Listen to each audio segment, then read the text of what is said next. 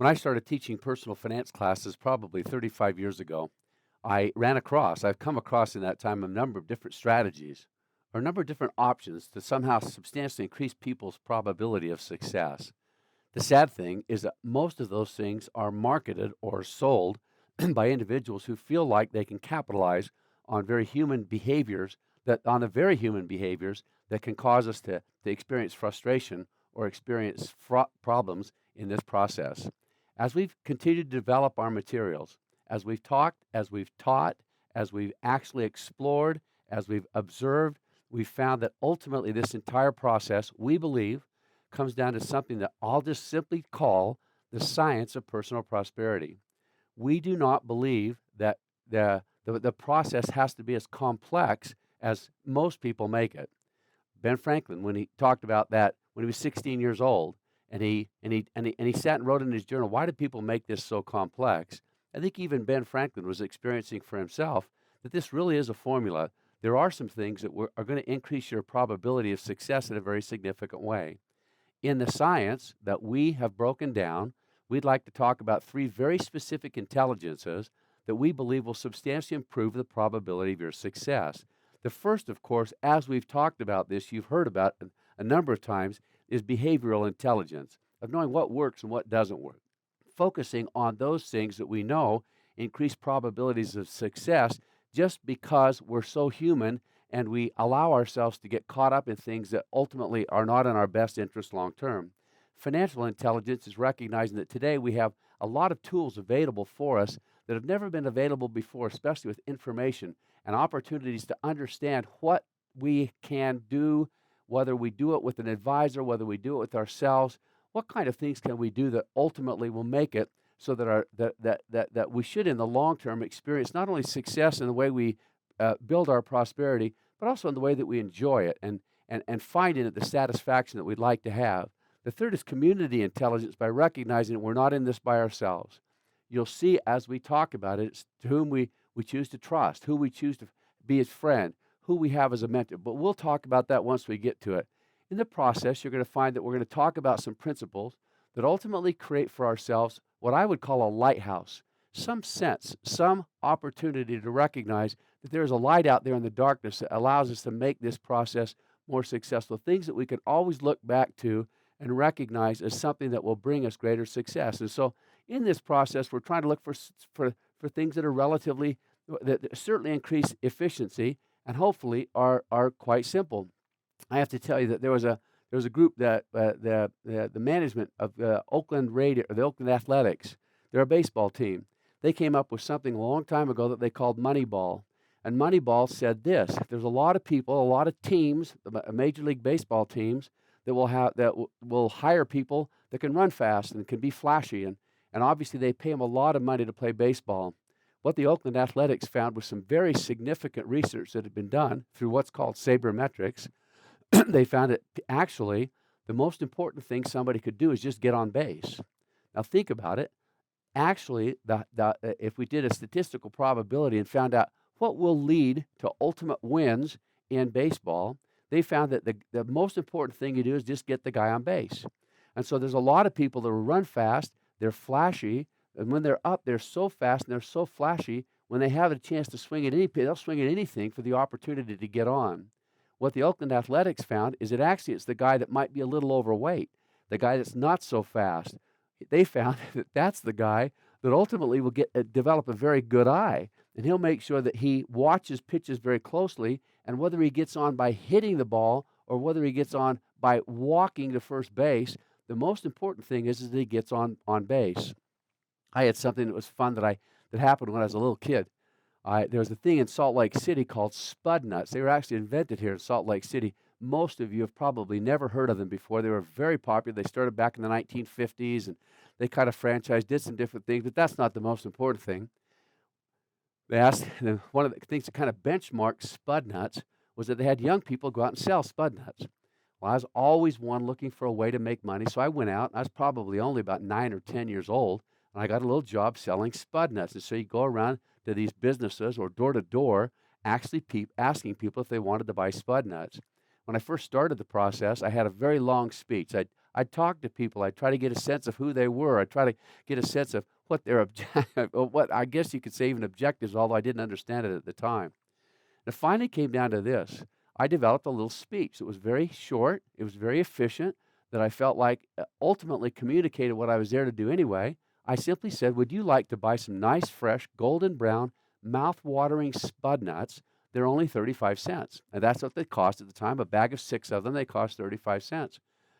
It just turned into an overnight success. I was able to sell all the spud nuts I had. In fact, I was actually made a team leader, and they tried to encourage me to go out and teach the other boys how to sell spud nuts. Well, this is something that now in personal finance, I'd like to see if we could develop for ourselves those same tools of efficiency by ultimately knowing that whenever we can be as simple as possible, then that it can lead to efficiency. There's a couple of principles that I think is always helpful for people to understand with this. There's a principle called Occam's razor. And Occam's razor simply says this: if you've got two different variables, you've got different choices for accomplishing the exact same objective, always select the one that's the more efficient, the one that you could actually accomplish without you don't have to multiply all of the things that you do unnecessarily. You can, whenever there's observable similar outcomes, simple is the thing that is actually better. Leonardo da Vinci said the exact same thing when he said simplicity is the ultimate sophistication. One that I've enjoyed is Albert Einstein saying, make everything as simple as possible, but not simpler. Now, with that, I, in this, have always used probably my primary motivator in the process, and that is this concept of being a multiplier. Is it possible, by using very simple strategies, that I could become the multiplier that ultimately I would like to be, or that I feel like would provide for me the kind of prosperity that satisfies my own personal expectations? And so, whenever I efficiently synergize desirable outcomes, I want you to know that I believe that that I want to pursue 5 what I refer to as universal points, not just financial success, but I want to also do what I would refer to as time management. How do I manage and utilize my time? How do I and these are the things I want to multiply, I want to get good at. How do I take care of my health in such a way that I have physical and emotional wellness? Personal prosperity, of course, is what we spend so much time talking about in our class, the hopeful realization of personal resource expectations. Spiritual meaning, individual spiritual expectations, and relationships, the critical sense of others. You'll see that repeatedly in the things that we talk about in our class. What I'll do now is just go through what kinds of things I hope. Now, so if I had the spud nut message, or if I had the Oakland Athletics Moneyball message, what might it be in personal finance going into this? What might I, as a student of this class, or as a student of this process, emblazon on my forehead and suggest for myself if I always follow that formula? I cannot tell you how many times my wife and I, during this process, we're just like anybody else. There's times we had more money than other times, and there are times that we felt like we ran out of money faster than we anticipated running out, and we get a little frustrated. But I was always able to say to my wife, and it made so much difference in our relationship and our eventual success, but I know we're following the formula. And we never broke the formula once we'd established the formula for ourselves and began working it. So number one, I want to point out, and of course it's all based on that behavior. What are the things that we know for a fact work the very best? I'm going to suggest here's your Moneyball formula as it relates to personal finance. Number one is that HX11 formula that we talked about, where so many things can become automatic and not subject to emotion, and not subject to manias, and not subject to the kind of passing fantasies that come with individuals that are also involved in the process. My second thing is this: we talked a little bit about it when we did our lecture about $1 Million Choices, and that's this. There's a lot of people who have watched this who will say, but boy, if I'd have just learned this thing back in my 20s, then I'd have been okay. I hope that everyone watching this and learning from it can adopt this 40-year planning cycle that we're talking about. It's a 40-year planning cycle. If you've got 40 years to live, and I don't believe there's a lot of people watching this presentation right now, and unless there's some specific thing that would suggest otherwise, I'm just telling you, you got 40 years to live. And if you've got 40 years to live, every single thing we talk about is just as applicable to you today as it would have been had you learned it when you're just 20 years old. And I hope you can catch that. That is part of the imagination that you have. Our third is the one that we spent so much time talking about in our last lecture, and that's $1 Million Choices. I don't know how to express it in any other way. No matter what kind of a formula we get set up on, what kind of a path we take off on, there's something about the natural momentum that is established when we're constantly looking for new ways, when we're primed to capitalize on opportunities that allows us to become more efficient and becomes more successful. I hope that you catch the vision of what can happen, and I hope somehow as we went through $1 Million Choices, you did catch the vision of what it means to know that you can make gigantic differences in your future by simply making some very small choices today. My next is this concept of having a multiplier mindset. I want you to know now. This kind of might come as a little bit of a surprise to some here. There are many people, especially in faith-based societies, that have what I'd call an Armageddon mindset.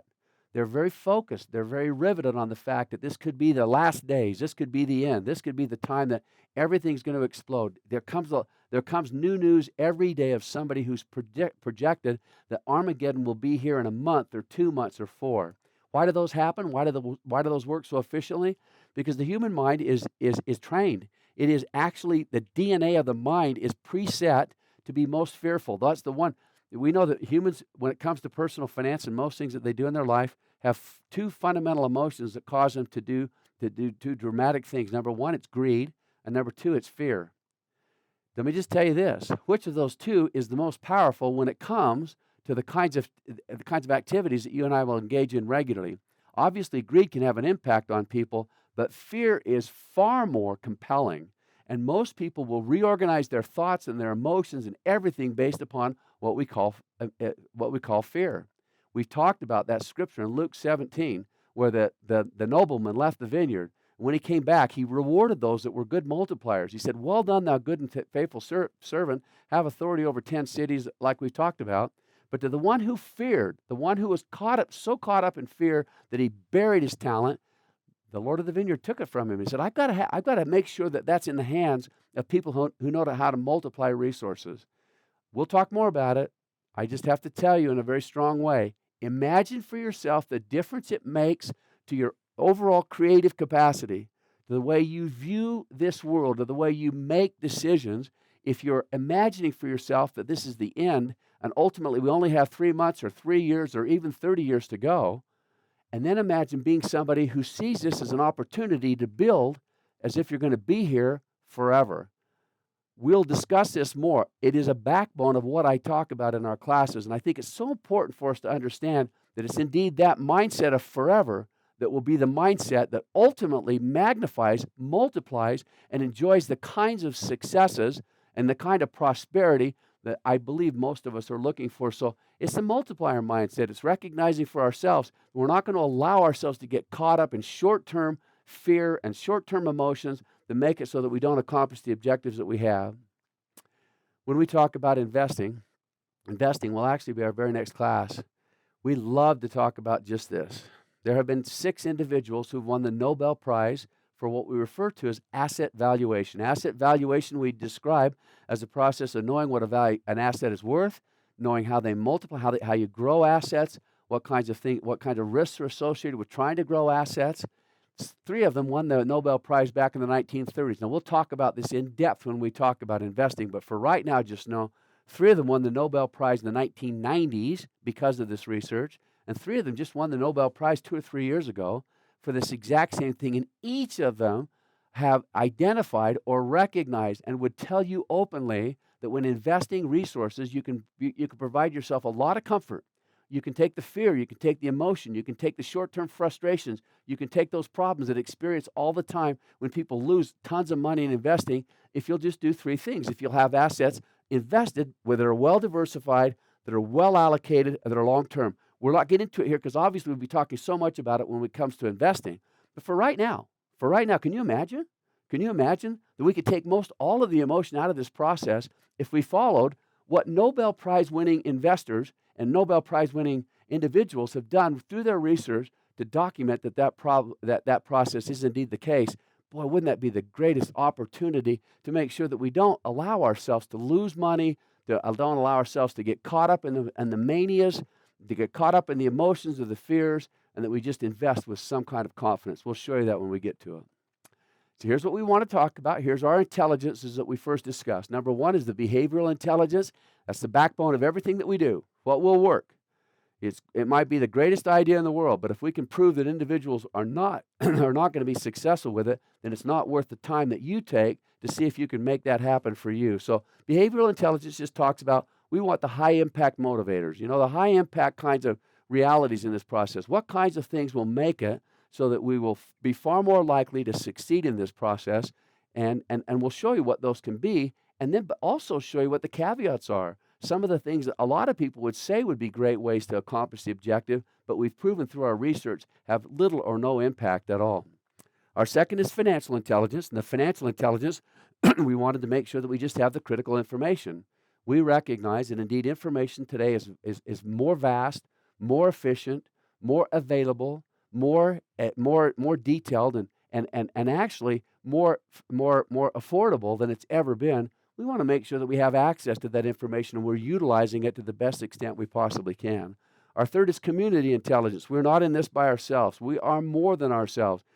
As we understand and recognize those that we'll rely on, those that will become part of, those that we'll listen to, those that we'll trust, those that we'll team up with, those are the kinds of situations that will make it so that ultimately we will be more likely to have this process be successful. So what we want to do is in all three of these is kind of bring them together. We've done it a little graphically so you can see it, just really so we kind of make it so that it's ultimately a subset of all three of them. We build into something that we refer to as spontaneous accumulation. Spontaneous, what does it mean? Spontaneous, you've sort of heard of spontaneous combustion. An example of spontaneous combustion is when you leave a rag in the corner of your garage that you've used to wipe up some grease or some oil, and you don't do anything to spread that rag out. You just leave it kind of in a ball on the floor. Later on, that rag can actually catch fire and burn things down if you don't recognize the problems that can be associated with it. So just think about this. Where did the energy come from to burn that rag? Did somebody throw a match and throw it into it? Did they throw a stick of dynamite into it? Did they do anything to light that on fire? It did not come from an outside source. Actually, it came from an inside. It came from inside that rag. So it was spontaneous. It just happened as a natural consequence of the variables that were placed on that environment to make it so that that thing started to burn. Wouldn't it be cool? I want you to think about this. Might be worth turning off your program for a second to just imagine what it would be like to know that the ability to be successful with your prosperity is all the tools that are necessary are all already within you. All they have to do is be enlivened. All they have to do is kind of come alive. The energy source that's necessary to make this possible are available, and I think that, and ultimately that's what our objective in this class is, to make sure that you can tap into them. So let's take the first one. This is behavioral intelligence. In behavioral intelligence, we want to find those high impact motivators. I'm going to do something kind of unique. Instead of talking about the high impact motivators first, I'm going to shift this and I'm going to talk about the motivational caveats. The things that these are things that people would suggest to you might be a good way to accomplish financial objectives and make sure that you have kind of benchmarks to make this thing work. I liken this. I've told my students in class, how many of you like bumper pads on a bowling alley? I never got that good at bowling. I for the most part, can probably bowl a ball today pretty much down the lane the way it's supposed to go. But I know that when I was much younger, it was very common to make sure that the bumper pads on the bowling alley were set up so that as I hucked that ball, how many of you have been there before when you just were so grateful for a bumper pad to make it? So I still had the complete freedom to bowl down that lane. I still had the exact same expectations of throwing it down the middle of the lane. But sometimes, based on human frailties or human inability, I would actually throw it in such a way that had it not been for the bumper pad, I'd just end up in the gutter. Let's just talk about these as bumper pads. We're going to get into some very specific things here quickly. But for right now, I just kind of want to talk about some of these things that when someone tries to suggest that this might be a great way to accomplish this, I want you to see some very interesting research that we've come up with. The first is this. Wouldn't it be nice to feel like we could have some proper training? Because we as individuals are objective. And if we see the right kind of materials, because of our objectivity, we'll use our wisdom to do the right things. I'd like you to watch a program if you ever get a chance. It's on the internet called Mind Over Money. It was created by Nova. It's where research was done on individuals that were making financial decisions. As they made these financial decisions, they would actually record them and watch what would happen based upon the kinds of variables that they could participate, or the kind of variables that they could experience.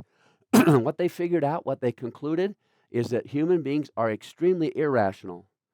They're not objective. And because of their irrationality and their non-objectivity, it makes it so that we often actually make very bad choices, even though we've had clear and objective things laid out in front of us. There's some similarities in something that we talk about all the time with the students when we're trying to predict outcomes in the market. In the market, in the stock market, the investment markets, we find this, and in the economy. So in the economy, whether it's in the economy or in investment markets, we find this. We find that actually a lot of times, on a short-term basis, we are what we refer to as very unpredictable and very irrational people.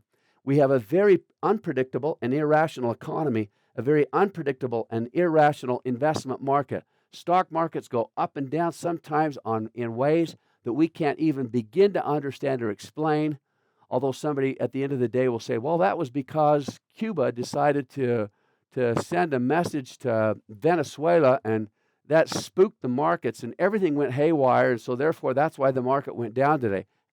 We don't know that's why the market went down. They're just doing their best to guess why it is, because those short-term outcomes are so irrational and so unpredictable.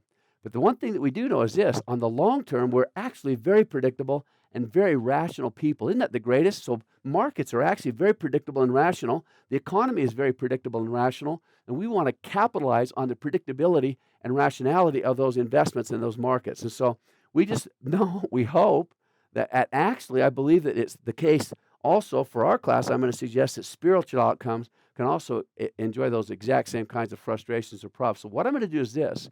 I'm going to, because of the research that's been done, I'm going to just tell you, and I've got a little website there if you can see it. I don't know if it's so small you can't see it on the screen. I hope that you can see it, that pbs.org, where you can watch that program. I think it's fun for you to recognize, and it should be particularly helpful for you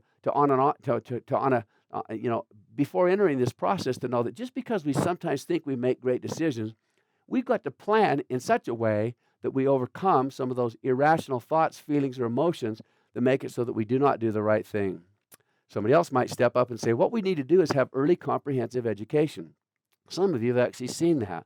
They started to teach financial classes in high schools. Sometimes they've gotten down to junior high schools, and I see where there's been some classes taught in elementary schools. They say that if we teach someone these things at a very early age, then everything will be okay. Are they efficient? Let me tell you that there was some research done by the Cleveland Federal Reserve Bank. You can decide for yourself whether this is important to you. This is the Cleveland Federal Reserve Bank that asked this question: do financial education programs work? I love to expose other financial professionals to this, because even they are very surprised to see the conclusion that the Federal Reserve Bank of Cleveland came up with. They simply said this: taken together, the literature does not succeed in establishing the extent of the benefit provided by financial education programs. And listen to this: nor does it provide conclusive support that any benefit exists at all. Wow, what a statement. What a way to kind of try to, for ourselves, understand and recognize that just because you teach it to somebody does not necessarily, there's an immediate transference of what they've learned into how they actually behave. Now, that doesn't mean that I'm against early financial education programs.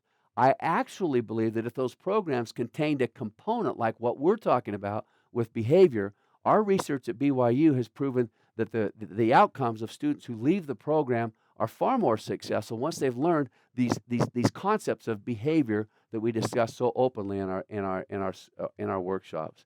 Our next is this: how about marriage? Working together, that will make things work well, won't it? Now, I'm going to give you some good news later on, so I don't want you to get misconstrue what I'm going to tell you, but oftentimes marriage is a very funny thing when it comes to, will that make you more successful or less successful in how you do things financially? I'll give you the bad news first. In the book One for the Money by Marvin J. Ashton, he quoted some research, and I want you to think about it very carefully. He said this: The American Bar Association has indicated that 89% of all divorces can be traced to quarrels and accusations over money.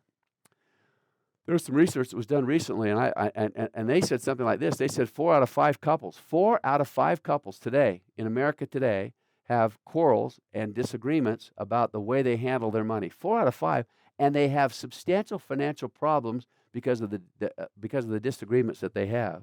So here it is. Some professional counselors indicate that 4 in 5 families are strapped with serious financial problems. They're just not working well together in this process. That is just an amazing indictment that would suggest when we know that 89% of all divorces come as a result of money, and that so many people are struggling as it relates. Now, listen, I'm hopeful. I'm hopeful that there's somebody that's married that's actually watching this.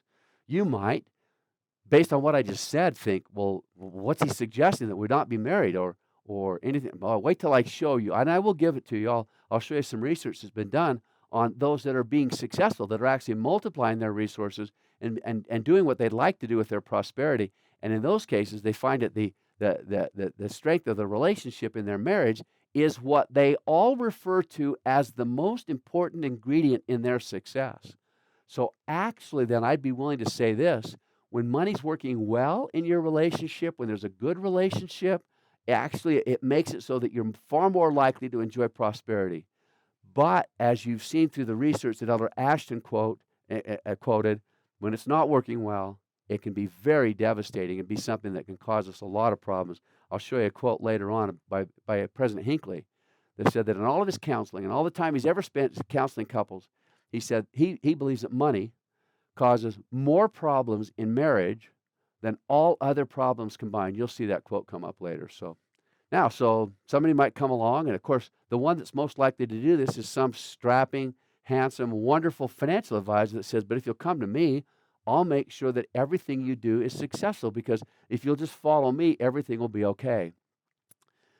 I don't know how many of you know this or not. I'm a financial advisor. I actually teach. So I've already told you teaching doesn't work. Now I'm going to talk about financial advisors. Do financial advisors work? There's been some really interesting research, and we'll be exposed to it later on in our class. Very interesting research on the professions where people are not good at managing their financial resources. Some would not surprise you because you've heard so many of them before. Doctors, overall, are not good at managing their personal financial resources. Attorneys are not. Dentists, all those that are involved in the services industry. But here's something that people find very fascinating.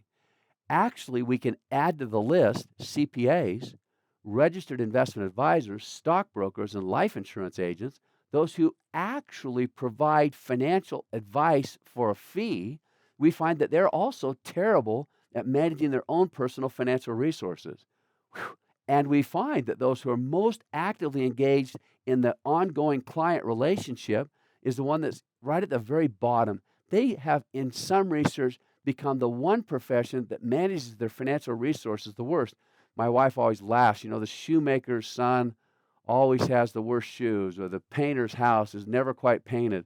Boy, isn't it scary? I think it should be of concern to you that the person that you might select, or the person that you might go to, you might want to take some steps to find out if he's following or doing the kind of things that he's preaching to you that you should do. We'll just tell you this: financial advisors in our research are overall worse than their clients when it comes to managing personal financial resources. Employee benefit programs, I'm going to go through a couple of them relatively quickly. Employee benefit programs, we think they've been established, of course, so that it will help people to be more successful, so that your company where you work can help you and can make it so that somehow this process can be more successful for you. Sadly, and it is too sad, because I'm a very strong advocate of most all of the employee benefit programs that are available today, and I strongly recommend and encourage you to become very knowledgeable and aware of the benefits, and then you make a very clear and very intentional decision about whether to participate or engage in it for yourself. Sadly, we find that the employee benefits in the United States today are vastly underutilized based upon what they should be. So probably the education programs that are attached to them, or the lively enthusiasm of management has just not caught up with them, so they're not used like they should. Some might say if you get a better education, you'll have a higher income. And that's actually true. A better education does derive a higher income. Does that higher income make it so that somehow you're better at managing your financial resources? Actually, in the most amazing way. Now, I'm going to show you the research. When we've already talked a little bit about it yesterday when we talked about the million dollar choices, and that's this concept that somehow you know that Elizabeth Warren found that as people get more assets and they get more income, they actually become more likely to become insolvent or bankrupt. Why? There's some wonderful research that's been done to kind of document this whole process and why it can be so detrimental to you. It just knows that, and the book The Millionaire Next Door talks about the exact same thing. They'll say this: there's a direct statistical correlation. Now watch, see if you can see this, between the education a person has and the income that they're able to generate. A direct statistical positive correlation between your education and your income. Doesn't make you guaranteed to make more income because you got a better education, but overall, the probability of your success is substantially enhanced. Sadly, though, as we take the variables, now they've got good incomes, what does that do when it comes to their ability to accumulate resources over time?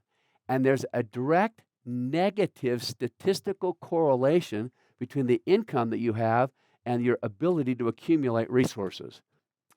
We'll go through that a lot more as we talk about the ways that we can utilize our education and utilize those incomes to be far more successful. The next thing we'll talk about is investment greed and illiteracy. I've got some quotes for you that I think will be very interesting. If I started off this class and I simply asked this question, what makes it so that people are more susceptible to investment fraud, what would you say? I've been in those classes before. I've been in those workshops. I've been in those research groups. The first thing that comes to your mind when you say, what makes people susceptible to investment fraud? They'll say greed. You know, people are greedy. They want to make more money. They might say something like high trust relationships. You just love it when somebody that you know real well comes along and recommends something, and because you know them in your church or you know them in a school or you know them in some kind of a setting that makes it so that they're closer to you, the high trust relationships. And let me just tell you this, those can be devastating. Those can be difficult. But let me tell you something that you might find very fascinating. There was some research done by the American Association of Retired Persons and the National Association of Securities Dealers that said this: what makes it so that sometimes people are so vulnerable to investment fraud of others? And what was the one single thing that they found as the leading indicator of someone susceptible to investment fraud? I'm assuming you'll not get this, so I'll tell you, it's knowledge. They actually found that the people that have a higher than average level of intelligence of financial and investment matters are actually more liable or more susceptible to investment fraud. And it just seems so unlikely. It's just like, what do you mean knowledge? You'd think that as they get smarter and smarter, they'd be less susceptible to fraud. But until you hear what the second thing is that they found, coupled with the fact that they have knowledge, because of their knowledge, for that same reason, they shut off and they don't listen to others. They seem to feel like they have enough knowledge, they have sufficient information that they can do it themselves without consulting, without having a mentor, without having a third party that they can go to regularly to ask questions and to make sure that they can have someone to bounce things off from. Boy, now listen, when we talk about investments, we'll have a lot of opportunities to make some suggestions to you. I'm going to tell you one of them that you're hearing here time and time again. Make sure that there's somebody you can always bounce your decisions off from. Always ask somebody, someone that you trust, somebody that might be good at managing their own personal financial resources, someone that you might hire that's like a CPA or someone that just charges a fee to help you with the process. Always have somebody that you can go to and experience just a few moments of asking questions and sharing with them what it is that you're doing. Because I'll just tell you this, the research that was done by these two great groups found that actually financially literate investors are the one most susceptible to fraud. You can find that at FINRA.org, but we'll talk more about that later. So investment fraud victims are financially more literate than non-victims, and investment fraud victims are more likely to rely on their own experience and knowledge when making investment decisions. Now, yesterday when we were talking about $1 million choices, I've already told you a little bit about winning lotteries.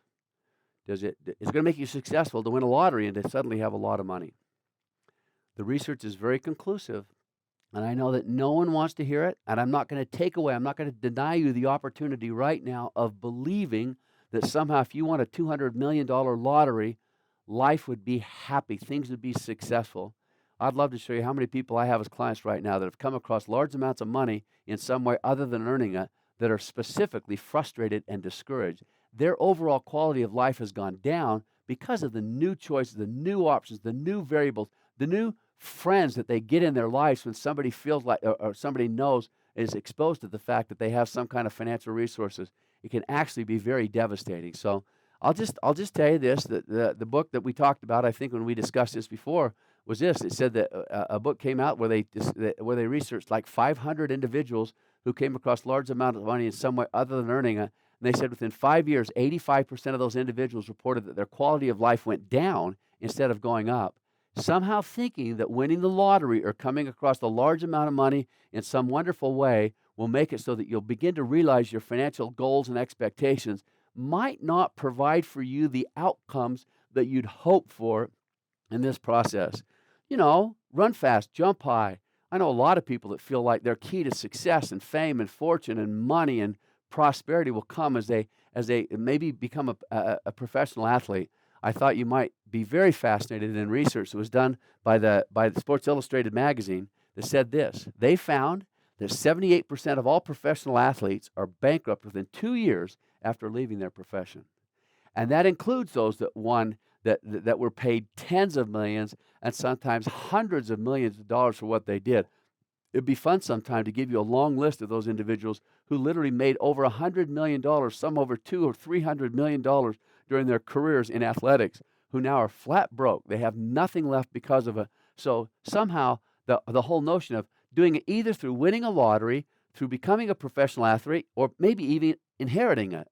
Once I inherit a lot of money, I can't tell you how many people will come to me and say, Brother Marsh, it's time to do some financial planning. I say, great, what kind of assets do you have? And they go through a couple of things, and they say, and by the way, when my father passes away, I'll get about $5 million. And I always pause just long enough for them to know that might not have been the smartest thing that they've ever said, but I just ask them this question. I say, is there something about your father's life that would make it so that his death seems somewhat inevitable or might happen short term? And they, no, we didn't mean it that way. That's not what we were trying to say. And I said, but isn't it somewhat morose to you to feel like you're doing your financial planning by anticipating someone else's death? I'll just tell you, when it comes to inheritances, I know that you don't want to hear it because obviously a lot of people, I'm going to tell you two things about inheritances you don't want to hear. Number one, they don't provide the success. We find that as they go on to a next generation, the next generation kind of works a little bit and has their own problems. They're almost always gone by the second generation, unless some significant things take place. And that's why you'll want to be particularly attentive in our perpetual legacy class, where we talk about ways that you can hopefully make it so that will be a blessing to your children and not a curse. That's the first thing I want to tell you about inheritances. They might not be what you'd anticipate. Now, the second thing we've already started to talk about in our other classes, and that's just this. Your parents aren't going to die as quickly as you thought that they were going to.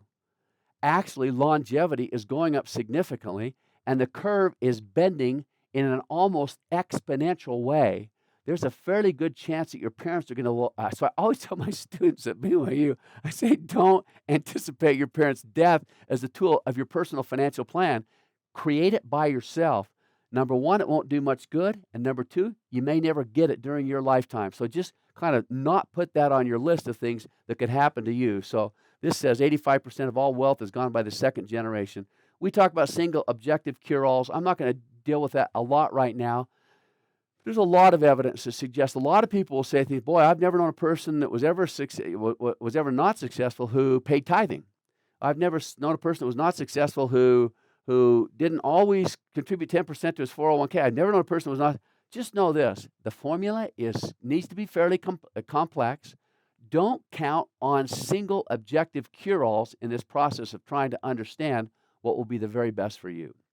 Let's talk about the high-impact motivators. Remember, we're still on the bumper pads. I'm going to get to some very specific things in our next section. So I'll just know that for right now, we're still doing bumper pads. We're trying to keep you in a mindset or a mind frame. So a lot of these things will be principles. They'll be ideals. They'll be values. They'll be things that if you can experience these principles, ideas, or values before you start the process, you'll substantially increase the probability of your success. The first on the list, after being in this class, would not be a surprise to any of you. It is as you create automatic tools, as you make it so that somehow you're not going to be susceptible to those things that have to happen every single day, as if you had to stand in front of a mirror doing positive affirmations or trying to kind of coach yourself every day to do things.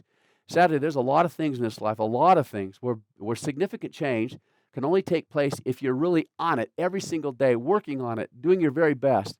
The funnest thing that you'll ever imagine, the money ball of this whole process is you can get it set up correctly, and it doesn't take motivation every single day. I would like to think that what could happen in the right scenario is that people could really pursue their causes in life, their values, their sense of expectation, their hopes, what it is that they'd love to accomplish in the purest, most eternal way, and just make all these things that we're talking about with money just kind of a sub-theme. Have it running, have that theme running in the background, but know that it's very, very efficient. So we do that as we turn these into very automatic or spontaneous accumulation solutions. The second is faith. And faith, in this case, I'm going to just define as you're inspired by an expected success. There's so many ways of describing this, but the one that just immediately came to my mind is not directly connected to personal finance, but I've always loved it. Elder Uchtdorf, Dieter Uchtdorf, said as a young boy that he believed, growing up in Germany, that his mouth and his mind was designed in such a way that he could never speak English. So they had tried in many ways to get him to speak English, and he was completely unsuccessful in speaking English and had concluded that he would never speak English. During that process, one of the things that he loved to do was watch airplanes fly. He'd go out and literally spend hours every day sitting and watching airplanes go overhead. And he said that he concluded by watching those airplanes go overhead that he'd like to be a pilot. That's a very reasonable thing. There's a lot of young boys that decide, I want to be a pilot. Do you remember what happened? He then, as he explored becoming a pilot, found out that English is the universal language for pilots. All pilots that fly airplanes have to know the English language. As soon as he found out that English was necessary to accomplish the most important goal that he had, he said overnight he started speaking English and his tongue was loosed and everything seemed to be within his grasp because he had a concept, he had a long-term objective of flying airplanes that ultimately would only be satisfied if he could do what was the hard part, and that is learning English. I hope that in this process, now we talked about it with Ben Franklin. We talked about how Ben Franklin knew at the age of 16 a lot of things that he wanted to accomplish, but he decided for himself that he'd never be able to accomplish those things if he had to worry about whether he could pay his mortgage payment or not. Wouldn't it be cool? I'll just tell you this. I'd love to see each one of you take time tonight before you go to bed. As you say your prayers, I'd like to, while you're on your knees, I'd like you to do this. I'd like you to actually write down 3 things that you do. 3 things that you do. Now, so if it was Dieter Uchtdorf, it'd be flying airplanes. If it's you, what is it? What would you do if money did not make any difference? What would you do if you wanted to be compelled by an expected success that you could experience? I would hope that would be something that would make it so that this process to you would be far more beneficial or far more valuable, even eternally, as you go through the process. There's another one that says this, and you've all heard it before.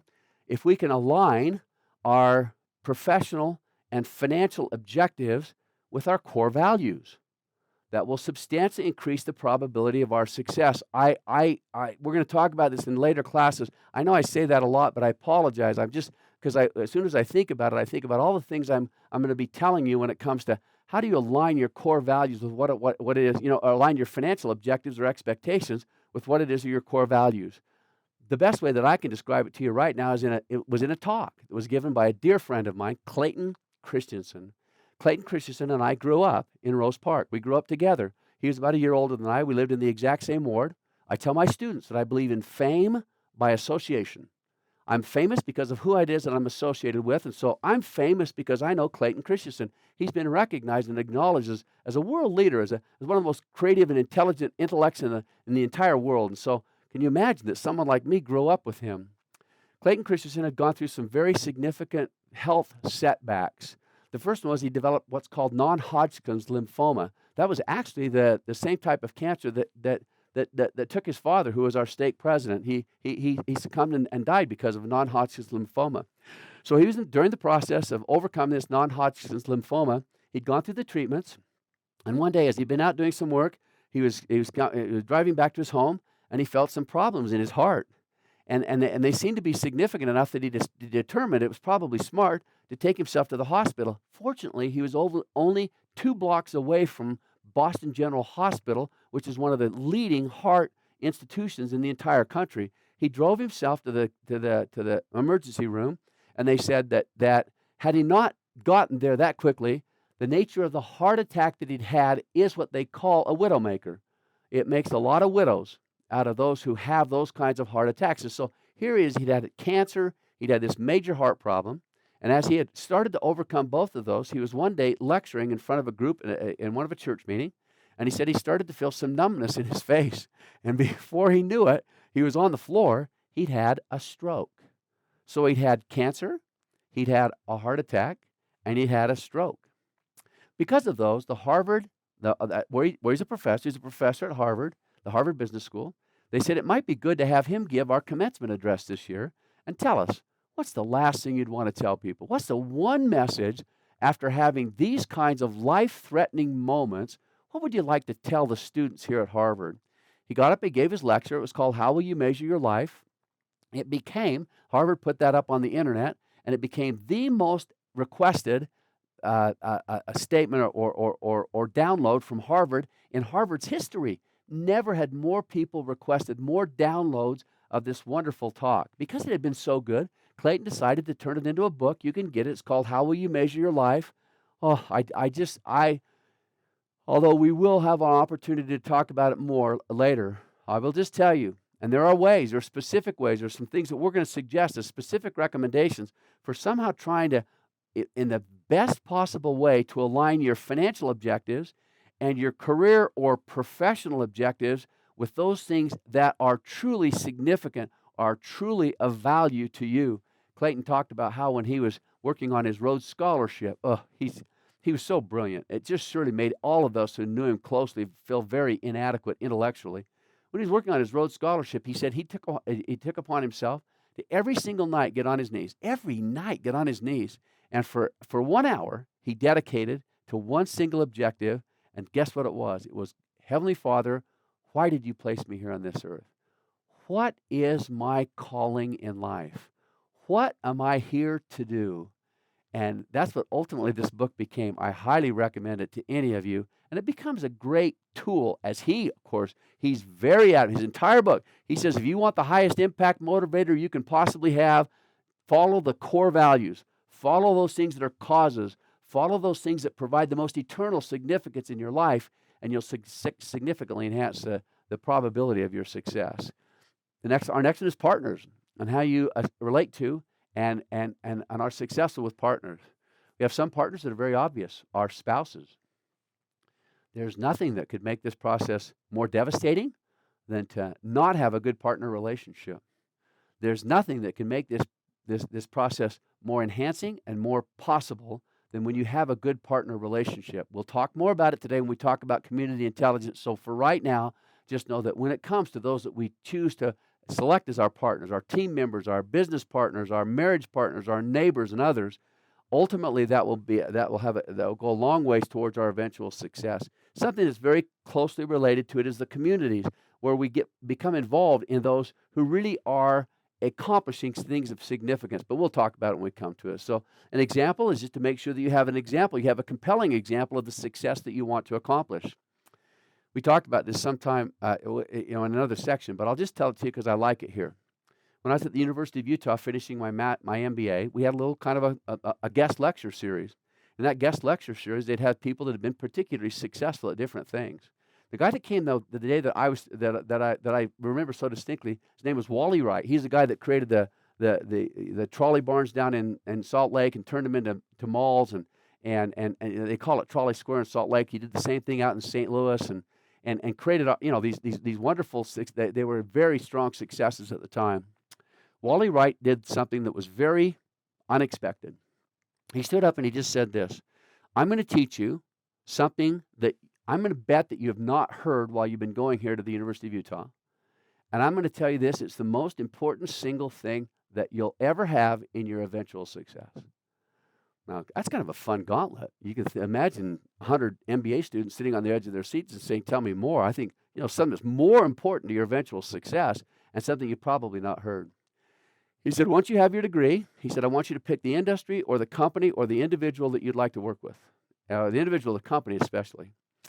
And he said, what I want you to do is before you pick the person that you want to work with, I'd like you to first find and ask this question. So without the emotional bias of the company or how well they might have, what they might be doing, he said, well, I want you to find the one person that's been most successful doing what it is that you would like to do. So in most instances, no matter what it is that we choose to do, I wanted to be a teacher. I wanted to kind of do what I'm doing right now. Nothing brings me a greater sense of happiness, joy, and success than to do exactly what I'm doing right now. But he says, just pick the one thing that you really want to do.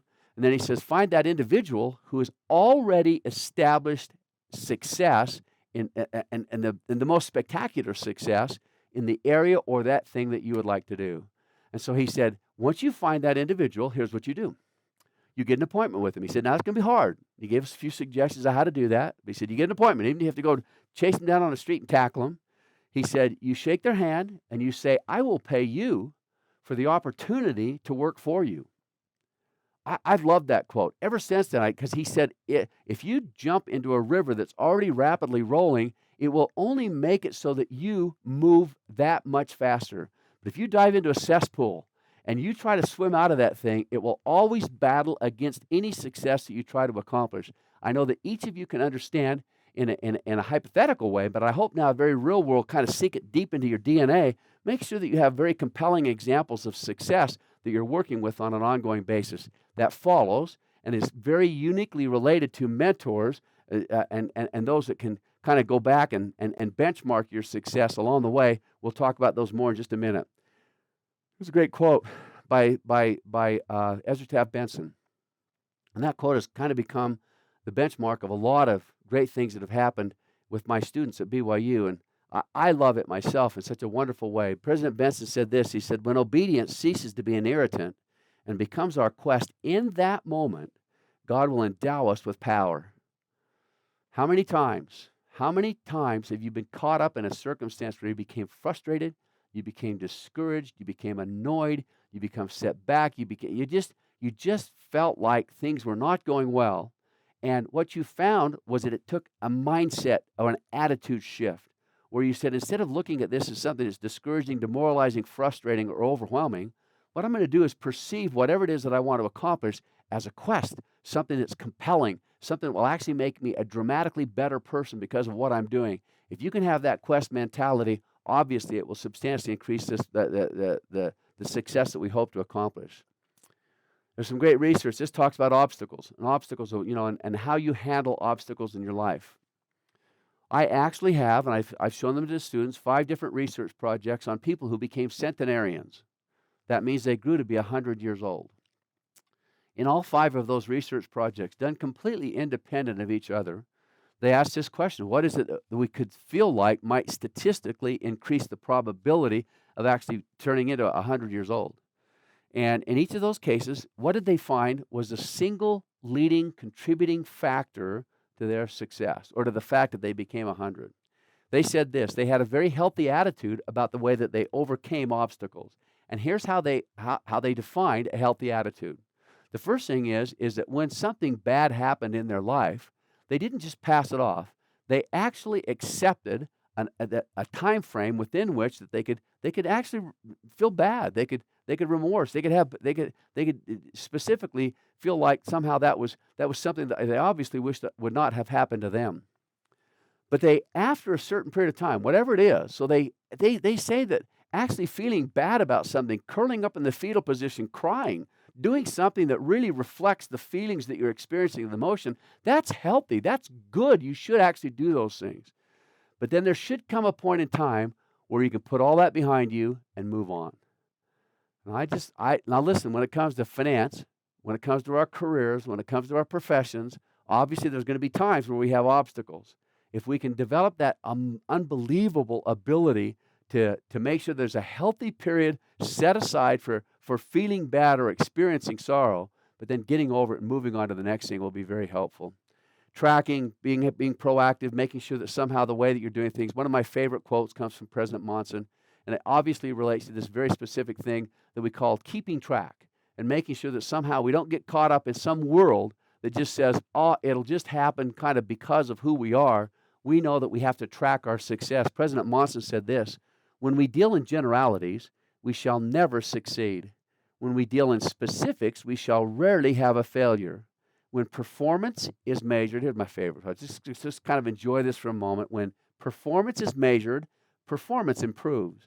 When performance is measured and reported, the rate of performance accelerates. Can you see why we talk about that when we say, what are the things that will ultimately be the bumper pads, those things that will make it so that your success is far more predictable, far more rational, and far more possible as we go through this process? You can see why we've added that to the list.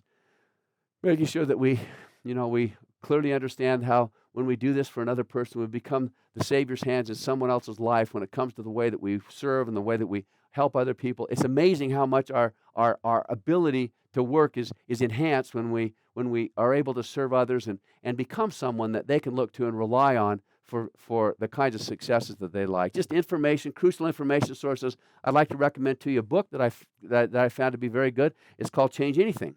So when it comes to high impact motivators, how do we change our life? How do we experience the kind of success that we've talked about? How about a book called Change Anything, written by some authors that came from BYU and that were very successful in what they were writing, and basically said this, that anything can be changed. And they talked about these same kinds of, many of these same kinds of things. If you can implement those or integrate those as part of your plan, it will obviously enhance the probability of your success. That's the section, and I kind of hope you see some sense of we want to experience the behavior, the high impact motivators of what we do. Now what we'd like to do is talk about the financial intelligence or those critical information sources. This is where we're going to get into some specifics, some kinds of things that on a day-to-day basis, what kind of things do we know work, and what kind of things do we know not work, and what can we do with those things that work and do not work that make it so that our success is more probable, and we can avoid the things that can obviously be very expensive and very costly, and we can have some demonstration of why they've created problems in other people's lives. So what we want to do is this. We want to combine, number one, strategies that work with, number two, information that empowers individuals. And then we, much like President Monson suggested, that we have targets, we have specifics that can be reported. We want to make sure that there's a target. We want to make sure that there's some place that we have as a long-term objective that we can point to, that we can begin to enjoy the success that comes by knowing the light at the end of the tunnel that we're working towards. So the first part is stuff that will happen because we've already talked about it. These are strategies that we know that work, and these are not going to be a surprise because we've already been through them, so we can go through them quickly. Number one, we purchase a home. Number two, we have a 401k, and we participate and put 10% into our 401k plan. Number three, we have an accelerated debt reduction plan, much like the one that Elder Ashton suggested in the book One for the Money, where we accelerate and we utilize the principles that are associated. I can't begin to overstate the reality of what it can mean to us to get involved in a process where we very systematically take care of the problems that are associated with debt. Our fourth one is $1 million choices. And so that's just our basic formula. It's nice when we've talked about this. Are there other things that I would put on the list? Now, these are the four that I give to everybody. And I'm going to be very clear with you that a couple of things I'm going to suggest right now have actually contributed to some people's success when it comes to generating long-term prosperity or financial security, but they're not for everybody. Let me give you an example of one. Number one, owning income-producing real estate. That means you own a duplex or a shopping mall or something like that. Those have been important contributing factors to some people's success, but why are they not for everyone? Can I just tell you in the strongest possible way? For every single person that I know that's ever become successful investing in real estate, I know at least 10, 20, 40, maybe 100 people that literally had one of the financial catastrophes of their life by purchasing real estate. It's hard. It's much more difficult than anyone wants to make it sound. There's lots of nothing down, get rich quick seminars that you just put nothing down on the real estate. You acquire real estate as fast as you possibly go. If you knew how many people, one of the guys that wrote a book, I'm not going to tell you who it was, one of the guys that wrote one of those books, made a lot of money telling people how to do nothing down real estate, called me at one point in time, wanted me to come get him out, bail him out of a very tough situation that they had when they tried to buy up a bunch of property up in northern Utah. And they got in a real hot box. It didn't work for them. And they lost millions of dollars on those projects because they didn't do them. It can be hard. Take a deep breath and just know this. I own a little duplex. I like my duplex. It's kind of a nice thing. I only bought it because it was not right next to my home, and I wanted to make sure that it didn't turn into some kind of a duplex-looking type property. I bought it years ago, but I've actually enjoyed it. It's been nice. It's something that kind of provides a rental income on an ongoing basis. I will talk with it more about it when it comes to investments. But for right now, just know that that can, by someone who certainly has a number of years left to go before they hit that point of choice, that can become an important contributing factor. But once again, it's not for everybody. Can I just reemphasize one more time? We haven't talked about it today yet, so maybe it's something that because we've talked about it before, you're seeing this for the first time. I will just tell you this. Those 4 things that we talk about as part of our class are available to anybody. Can you see what I'm talking about? Doesn't matter whether you're a school teacher, it doesn't matter whether you're a police officer, doesn't matter what you choose to do for your profession, you can do those 4 things. Purchase a home, put 10% into your 401k, do an accelerated debt reduction. Yeah, can you see where anybody can do those? This is something that's only specific to individuals who are in the right circumstance, but I just want to make sure that you know that's on the list. What's the next one? That's not for everybody, but it's certainly something that's contributed to their people's eventual financial success, and that's owning your own business. Sadly, when you go to a lot of personal finance workshops that are, of course, done by individuals who want to kind of churn a lot of income and commissions and revenues by telling you bold and wild and exciting things, the first 2 things on their list is owning income-producing real estate and owning your own business. Whew. What is it about owning your own business that makes it so that it's not for everybody? The IRS is a great source for determining or identifying or quantifying business success. So each year, when someone starts a business, they file a tax return. The IRS can look at how long they filed that tax return, how long that business stayed in business. The IRS has fundamentally said this 95%. Boy, sometimes when we share statistics, they roll glibly from our tongue, and we forget just how significant they are. They said this, 95% of all businesses started in America today are completely out of business. They're unprofitable. They're broke within 5 years of starting that business. 95% of all individuals who start a business are completely out of that business and not pursuing it within 5 years. Does that tell you what kind of risk is associated with it? Does that give you some clear indication? I just have to tell you in the strongest possible way, I know a number of individuals that are my clients who never owned their own business, never owned any kind of income-producing real estate, and they were still successful working with the strategies that we've talked about. But take a deep breath. For those of you who would like to explore that possibility, now I own my own business. So I own some income-producing real estate, and I own my own business. They just happened to work out well for me. That just seemed to be something that was a little bit better. I got to tell you a quick story that kind of relates to that. Clayton Christensen, I took 2 of my sons back to see him one time, and he was talking about his mother. And he's talking to my sons, and he said, I want you to know something that happened when we were young kids. My mother sat us down one day for a family home evening.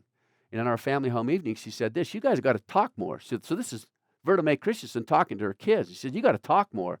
You got to get out there. If you're going to be a missionary one day, you got to learn how to talk. You got to learn how to communicate. You got to learn how to get out of yourself. You got to get out of these books and actually get out there and start talking. And then she said this. She said, now take Scott Marsh. He said, that guy could make a lot of money and become very successful selling used bubble gum. Now, as soon as I heard it, I said, Clayton, I don't know if that's a compliment or not. I said, no, it really was. She really had. So maybe my ability to be involved in some of these other endeavors were kind of a byproduct or something of that ability to kind of get outside of yourself and do things that maybe somebody else. Could I just have you take a deep breath and make sure you understand that I don't think any of you have to do any one of those 2, but I do believe for those who would like to do it, I can see where they do increase the probability of your success, and so give it your best shot. Here's some other contributing factors, some that we've already talked about. Mentors. I talk about that in almost everything I talk about. I'll just tell you that the benchmark of having a mentor. What's a mentor? I want you to think about this for a second. What's a mentor? A mentor might be somebody who actually knows more about something than you do. That's a possibility.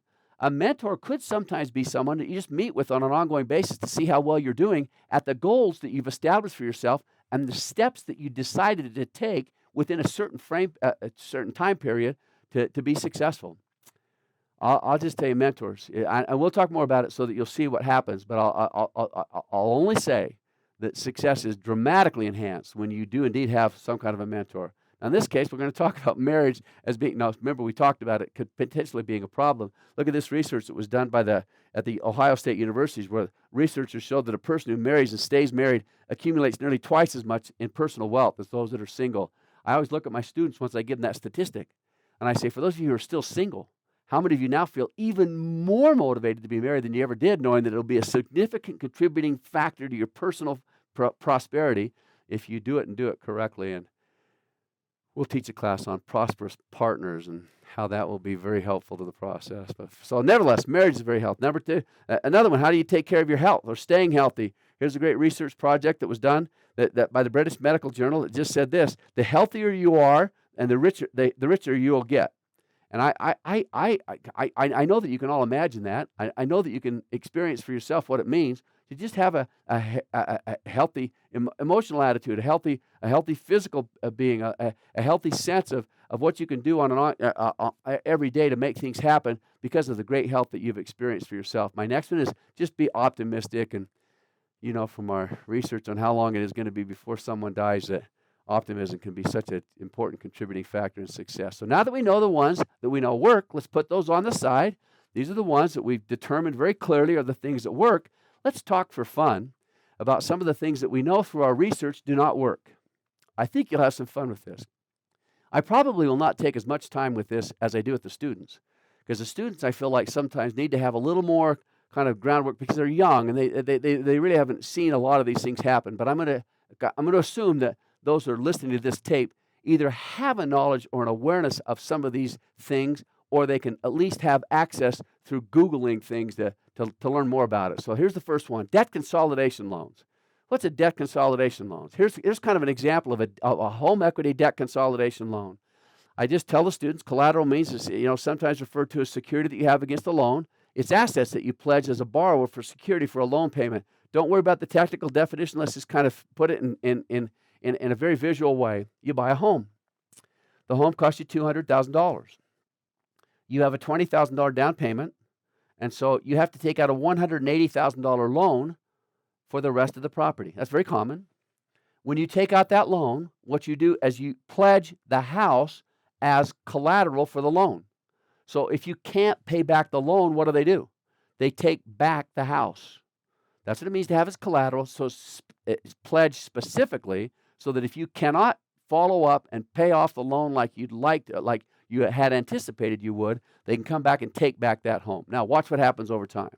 So let's just say, for instance, here's your purchase price of $20,000, and after you purchase the property, the home goes up. So let's just say 10 years later, at a 6% growth rate, the home is now worth $358,000. If the home is worth $358,000, you have additional equity. See all this additional so here you bought it for $200,000, now it's worth $358,000. Now you have all this additional equity. This is ownership that you have in the home, because the home's worth $358,000 and you're still paying off that $180,000 loan. You have all that additional equity in the house.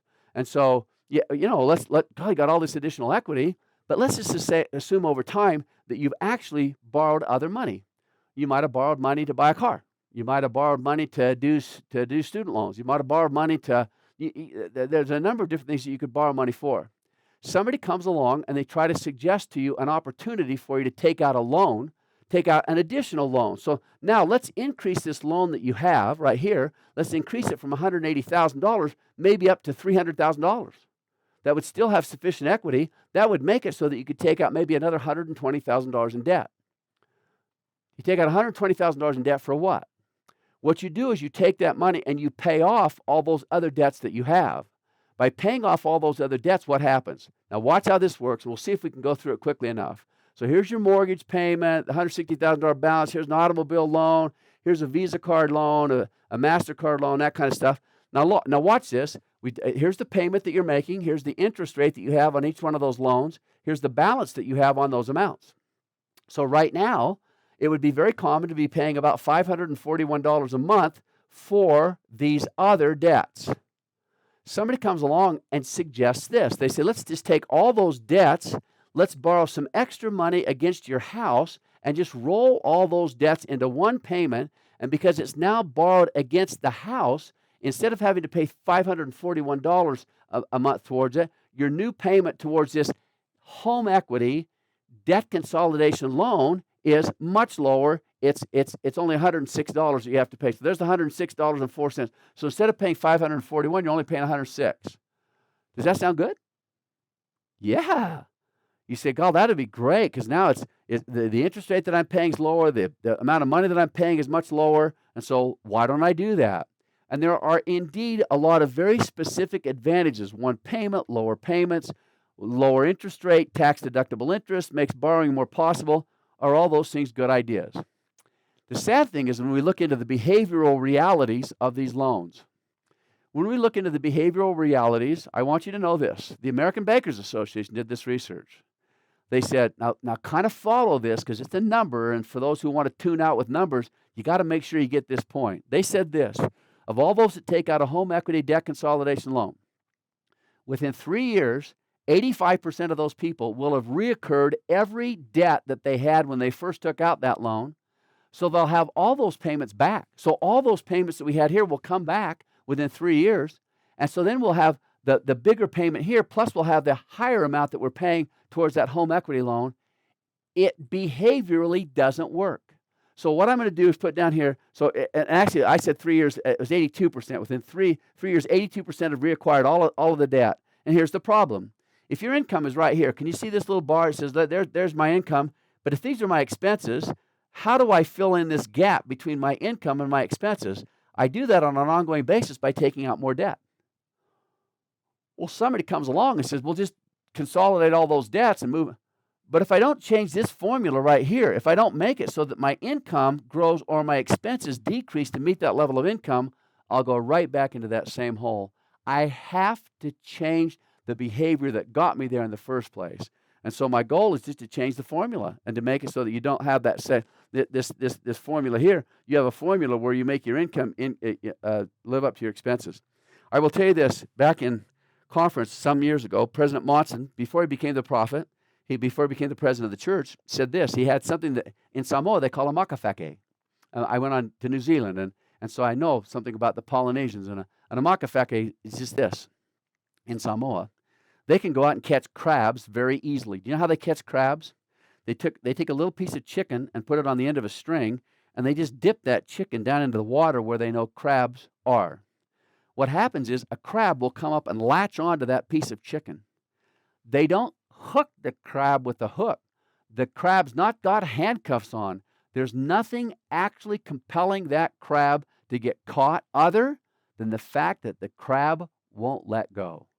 They literally will hold on to that piece of chicken, and even though they know they're getting reeled in, they will continue to hold on to that piece of chicken. Do you know that one of the things that President Monson suggested as a makawhake was those debt consolidation loans? I would only hope that you would see that. Can you see what I mean now by these are strategies that we know don't work? They've actually got a lot of people in a lot of trouble. Once you start taking out those home equity debt consolidation loans, it just becomes a narcotic. You just keep going and going. It's something that's very difficult to let go of, so try not to do that. Another thing that we talk about, investment life insurance. I'm not going to get way too far on this because when we do our investment lecture, we'll talk a lot more about it. But for right now, just know that investment life insurance. Let me just give you, for those who don't know, there's two fundamental different kinds of policies that you can purchase. One's a term life insurance policy. That works just like health insurance. This works like automobile insurance or homeowners insurance.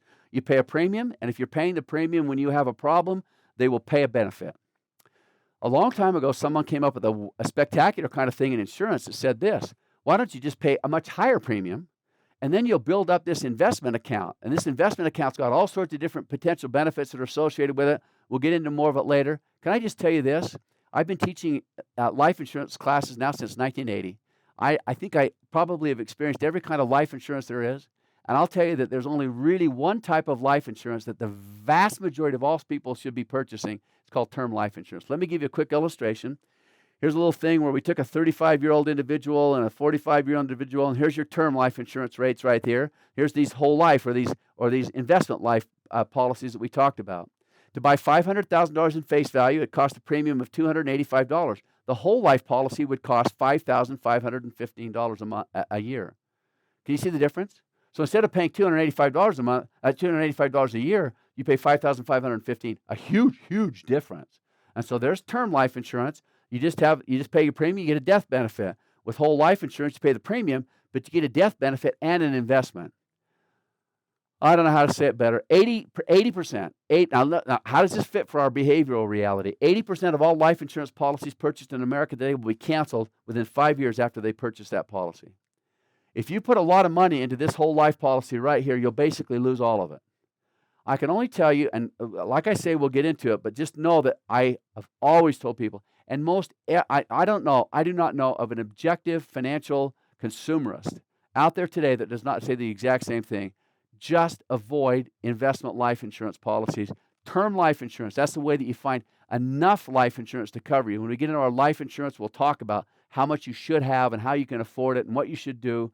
Now, if you do have one of those investment life insurance policies right now, don't do anything with it until you've counseled with a good advisor that can tell you what the pros and cons are and make sure that you've decided for yourself very clearly and accurately. Don't just because we've said it in this presentation go out and cash in a life insurance policy and go try to find something else. Make sure that you've consulted with someone else and make sure that you get the new policy in place long before you purchase that policy. That'll be very helpful. My recommendation is you just purchase term life insurance and all that extra money. So instead of $285, the difference between $5,515 and $285, I'd like you to just invest that in your 401k. That will obviously be much better for you.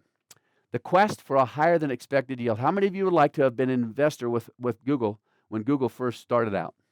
How many with Microsoft, with IBM, with all the companies that just seem to have an exponential growth curve? Everyone would like to have that. We have this wonderful thing that we call our annual investment yield.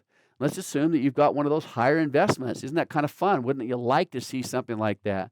There's a very interesting thing that takes place when we have those higher investment yields.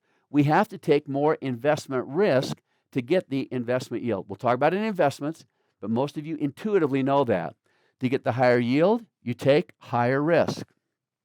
As you take that higher risk, what happens? Let's assume that you were one of those people that got into Google. Let's assume that over a 4-year period of time, Google averaged an annual yield or an annual rate of return of 40%. So I've been getting 40% on my investment during that period of time. And suddenly 1 year, instead of having a 40% rate of return, they only have a 20% rate of return. You see what happens? The guy that had the 40% rate of return calls his broker and says, hey, what happened to those 40% rates of return? Those things were really cool. I like that. I want to find something that will do that same thing. And so the broker very willingly says, let's try something else. Let's kind of put you into something else that we project will actually have those higher yields. What is he putting you into? He's putting you into something that has a lot of risk. Actually, and the most amazing way, and the reason, just kind of for yourself, have a little fun with this. Sometimes the enthusiasm to have that higher yield is counterbalanced by the reality that within 5 years, any investment losses that you experience will cancel the above average investment gains. In other words, yeah, for 5 years you had a good investment yield, and so then you kept chasing. So the higher yield became the expected yield. And when you expect something more, you end up taking higher risks and you end up losing so much of it. There's a scripture that I think kind of fits this whole situation. And so there's your risk of losing. But here's the scripture. It says in Proverbs 28:22, he said, he that hasteth to be rich hath an evil eye, and considereth not that poverty shall come upon him. So now think about it. Here we say, yeah, they had the higher than expected, so he hasteth to be rich. There's sometimes you really will get those higher than expected yields. Unfortunately, it turns you into someone who expects those higher yields, and you do not consider carefully that poverty could come upon you. So be careful. Make certain that somehow your enthusiasm for getting the higher yield does not counterbalance the obvious reality of the risk that you're going to take. Now, I put traditional budgeting up here. We talked a little bit about that when we did our $1 Million Choices. When I say traditional budgeting, I don't want to have any misunderstandings. Do I believe in budgeting? Absolutely. I'm only when I'm talking about what things do not work. Now listen, I'm just talking about behaviorally here. Behaviorally. Do you remember what we talked about? Remember what we said about the percentage of people that follow a formal, written down budget that we call level 6 budgeting. Remember level 6? We keep track of our expenses, we categorize our expenses, we anticipate our expenses based on what we've categorized, and we reduce those expenses over time because of what we've done. We found that only less than 0.5% of all individuals who've ever tried to do that are actually successful at the process. So when I talk about behavior, I know this, most financial classes start off with the first thing they say, if you don't have a formal written down budget where you're keeping track of it meticulously on an ongoing basis, you'll never be successful. Can you accept counsel in two different environments that I believe can exist at the same time? Number one, behaviorally, it's tough. If you want to do something that behaviorally has a stronger probability of success, I'd start with some of the other things first. Here's the other environment that I hope you see. I love budgeting. I think you should budget. I think it's very helpful. For those of you who can accomplish that objective, I would hope that that becomes a very integral part of everything that you do. Here's my next one, rent-to-own purchase contracts. You know the big game's coming up? You got bad credit. Somebody says, you used to have this thing where we'll allow you to rent rent anything that you want to purchase. Even though we'll talk a lot more about it later, can I just tell you this? Those rent-to-own purchase contracts can be very detrimental to your financial health. Why? Because they found that over time, if you actually own that long enough to purchase whatever it is you bought, whether it's a TV or a washer, dryer, or something like that, if you actually do purchase it, you'll pay 350% more than you would have paid had you just purchased it and taken out a contract and paid it off over time. Rent-to-own purchase contracts have been declared in the United States government, when it comes to their armed service employees, defines that as a predator practice, and they highly encourage the servicemen in our country to never involve themselves in those kinds of contracts because they are so expensive, they're so deceptive, and obviously cannot. One that's very closely related to it is small dollar loans. Small dollar loans. You've seen these little outlets. You can go borrow $200 and with the next paycheck you can pay it off. Those small dollar loans, it's not uncommon for them to charge as much as 500%. If you roll that thing over one time, you can go as high as 1,000%. 1,000% interest while you're paying that thing off. You know, I was once teaching this at BYU, and I had a gal that came to the class. Can I just tell you this? If we look across America today, now see if you can kind of capture what I'm trying to suggest could be the problem we're experiencing. If we look at those across America today, we find that the county or counties that have the highest number of people per capita, they have the highest number of small loan outlets per capita in the area. One of the ones that's the highest is Utah County and Salt Lake County. Utah and Salt Lake County, where a vast majority of all individuals identified it, well, especially in Utah County, where 95% of them represent themselves as members of the LDS Church, you'd think that somehow they've got a higher level of understanding, awareness, and appreciation for some of these principles that we talk about. So some gal, as she was in my class, said, I just can't believe that. So she took off that day, and as she was driving back to Orem, she said, I counted every payday loan outlet. She said, I'd never even thought about it before, so they just never had caught my attention. She said, I counted every payday loan outlet between BYU and my home. She said, I counted 13 of them. We'll talk more about them when we get a chance. In fact, I'm going to give you a little bit about how they work right now so that you'll get an understanding of them. Small dollar loans. Now, can I go through this a little quickly with you? You can come back and make reference to. There's a number of different kinds of these. There's those payday loans that we just talked about. There's some that are auto title loans where you go down and you hand in the title to your automobile. It might be a 1-month loan or a 6-month unsecured installment loan, 1-year unsecured. Let me just ask you this question. People always ask me, Scott, isn't there a usury law? Is there some kind of a law that says you can't charge too much money to someone borrowing money? There is in almost every state in America today, but there are 5 states that have no usury law whatsoever. You can charge anything you want to. The states are Arizona, Delaware, Idaho, South Dakota, and Utah. I ultimately don't know exactly what that logic is, but I can just tell you how devastating it is to know that we're living. And look how many of those states are right around Utah: Arizona, Idaho, Utah, not far away, South Dakota. Can you imagine? There's no usury law whatsoever. You can charge anything you want to. Of course, that's what it is, I think, that leads to the high number of payday loan outlets per capita in these states. Can I just, in a class like this, commit you to making sure that you don't do that, and a number of other things that are closely related to it that you've seen before? Tax anticipation loans, credit card cash advances, rent-to-own contracts that we just talked about. You'll see that guy on the TV that might be in boxer shorts that say, you come down and buy my car from my company, and we don't turn anybody down. We give them they don't turn anybody, and they're right. They don't turn anybody down. But if you saw the unbelievable expenses they're charging and how they wrap so many of those expenses into very not, very in the kind of the corners of the contract that make it so that you're unaware of what you're paying. It's just devastating what kind of things can be charged. Look at this. On those 6-month unsecured loans, they can charge as much as 36%. And I always have up here what the reference point was that we found that out. Here's on your credit card advances. Now, if you use your debit card to go down and get money on a cash advance, that's okay. But if you use a credit card to do it, I have to tell you this, the average interest that's charged if you use a credit card to get a cash advance is about 76%, and that came from the Consumer Foundation of America that did that research. In tax anticipation loans, they can charge as much as 149% interest. It's very common. In 1-month automobile title loans, 250% per year.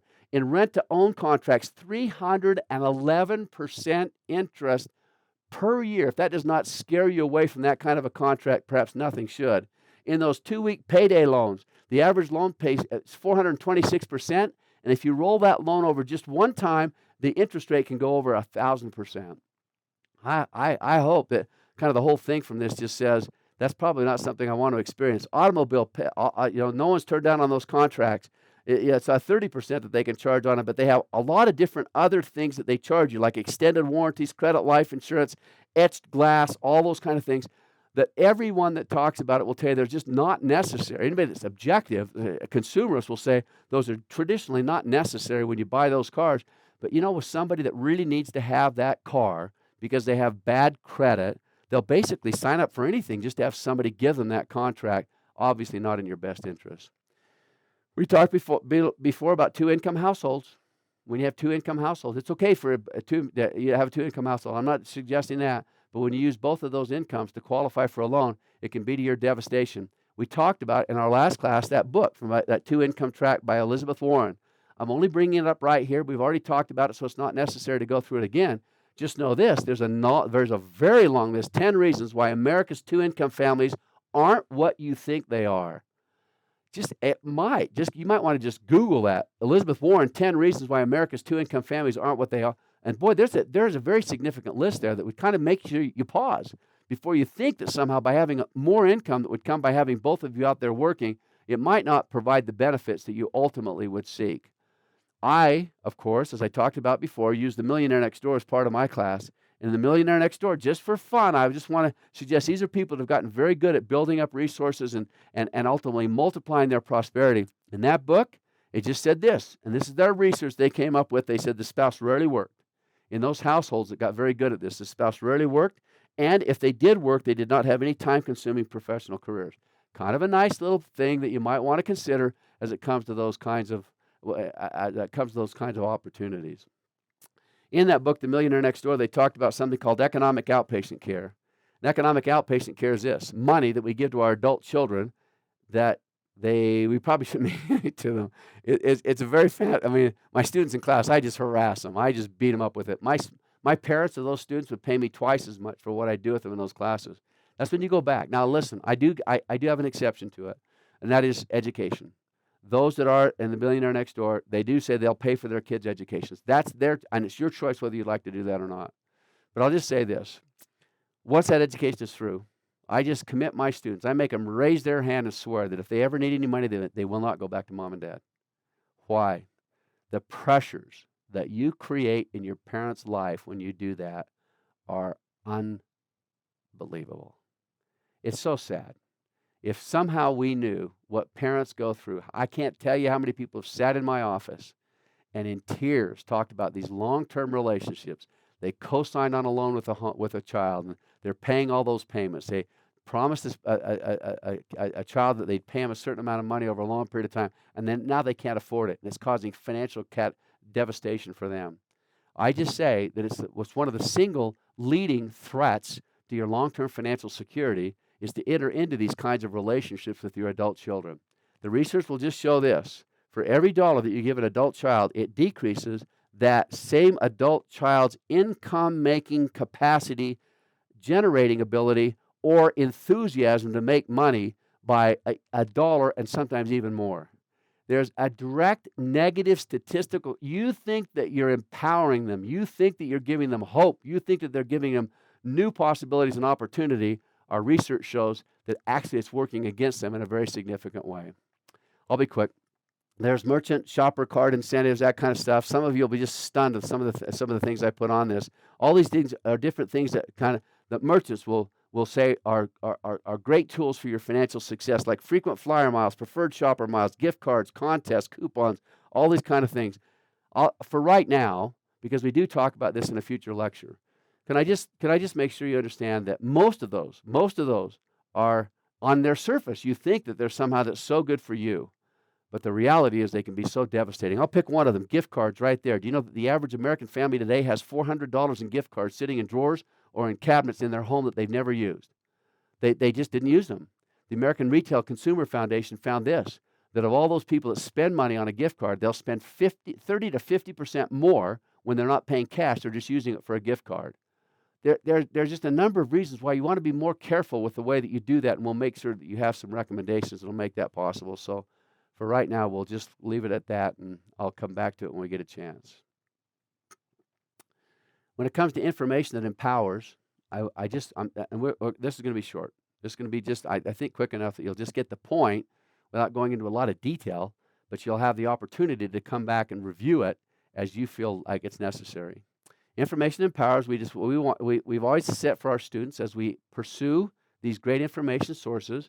We said that we wanted to make sure that the information that we received was insightful, that it was objective, and that it was user-friendly. I owe you, or we as students owe you the opportunity to make smart financial decisions by going out and anticipating all those choices and providing you the information that's necessary to make great choices.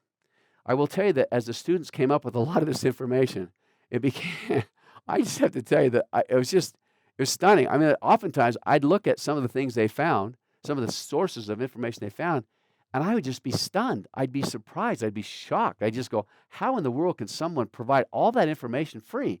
I'll give you a good example. Mint.com is a great budgeting tool. And Mint.com, before they ever put it out, and it's completely free. Anybody can use it that wants to. They put $15 million into research and creating that program before they ever put that out. Is that stunning to you? Is that surprising that they put all that money into that research and into that developing those tools, and they just make it available to you for free? I just think that's so cool. So because of that, we actually added one more thing to it. Some of these sites are surprisingly insightful, objective, and user-friendly, so we call them our SIOU research sites or information sources. When we'd have the students look through this information, they had they had 3 different major objectives: the content, the design, and the credibility of the source that they were going to. And then they had 12 different specific questions that they had to answer. And as they found each of those information sources, they had to rank each of the information sources in all 12 of those different areas. And then what they would do is after they had ranked them, they'd go back and say, then what is the very best source for you? That's what we'd like to recommend. On our website, scottmarsh.com, this is not a site that has any kind of pop-ups. There's no income generation source. There's nothing associated with this whatsoever. This is just the site where we've placed this student information. There's this student research that has been done over a long period of time. And here's just one example. Here's your $1 million choices. We've talked about it before, and so we did it when we talked about $1 million choices. We won't go through much of it right now, but you can imagine that there's all these different opportunities to make great $1 million choices. Well, wouldn't it be cool if we knew that we had access to that material? If you go to the part on a website called Education Week, I'll just tell you this. These are the sites that year that the students in anticipation of Education Week said were the most surprising, insightful, and objective user information sources. We just talked about Mint.com. For those of you who engage that, when I ever teach a class, I say, how many people here have used Mint.com? A lot of the hands go up. I say, how many of you leave your hand up if you enjoyed it? And I don't think I've ever seen a hand go down. It's a wonderful website. For those of you who'd like to budget, like to use that as a tool, I think you'll very much appreciate it. Very expensive for those who set it up, but it's provided to you completely for free. There's another one called Price Grabber. You can know before you buy anything exactly what you're going to pay for it. There's one that's called consumersearch.com. Consumer Reports or something like that will charge you on an ongoing basis to get information from them. This is completely free. And they claim that they've gone out and done the research with all 5 of these different consumer search sources and found ways for you to save money. I one time bought a camera, and the camera that I bought, we looked it up in consumer search, so we found the exact one we wanted to get. Then we went to Price Grabber to find out what we should pay for it. I went to the store, found exactly what the camera was, and told them, but they had a much higher price on that camera. And I said, right here, it says that I can get that camera for this price. The guy said, look, I went into his back room. He came back out. And he said, my boss said that's more than we pay. That's less than what we pay for the camera when we buy it. But we do have a guarantee that we'll match prices. And so they did indeed do it. It was kind of fun. Zillow.com is a great information source for real estate. For those who have not been there, go look up your own home address or go look up any kind of address and find out what kind of evaluations have been placed on it. Some states are better than others. Utah is not an open record state, and so Utah is not quite as accurate as in other places. But I'll just tell you this, the amount of information that you can get there and the tool that it provides for you to be far more efficient in negotiations that you do with individuals buying and selling real estate can be very effective for you. PowerPay is the one that we talked about when we talked about engaging in the accelerated debt reduction program set up by the Utah State University. You can go there and do that completely for free. It's a wonderful source. The United States government is a great source for information at USA.gov. There's literally tens of thousands of research projects that have been done by the federal government that are provided to you completely for free when you go there. Glassdoor is one of our very favorite ones that our students work with, and that's, you can, when it comes to selecting a company that you're going to work for. Glassdoor is one that you can go to, find the company you'd like to work for. They'll tell you what kind of questions they'll ask you when you go through the door. They'll tell you what kind of benefits they pay, what kind of compensation you should expect to receive when you're there. How they get all that information and combine it into one source is just beyond our imagination. Certainly, if you're looking for a job or know someone who is, Glassdoor.com is something that's very wonderful for them. Privacy rights, we'll talk about that when it comes to the kinds of information that's being kept about you on an ongoing basis and tell you why that can be so important and so helpful for you.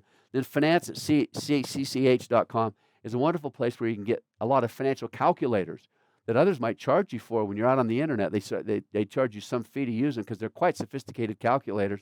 Here you can go to that website and get all that information for free. Our students the next year just said, what are the 10 the 10 sites that you need to know about and the 50 top sites that they could find. And so here's the 50 top sites, and I just wanted to expose you to it so that you can see what kinds of things are available at each one of those sites and just see how many different kinds of, I just have to tell you, this is all the students, and they've done the research where they've gone out and they've said these are the 10 top most important things, sites that you can be aware of, and then they've extended that and said what would the top 50 be? And all of them are there. There's an explanation of what's on that site and why it is that the students rated it so highly in the kind of information that it could provide you. If you, when you're using our site, find it to be a little non-user friendly, can I just suggest that you're right?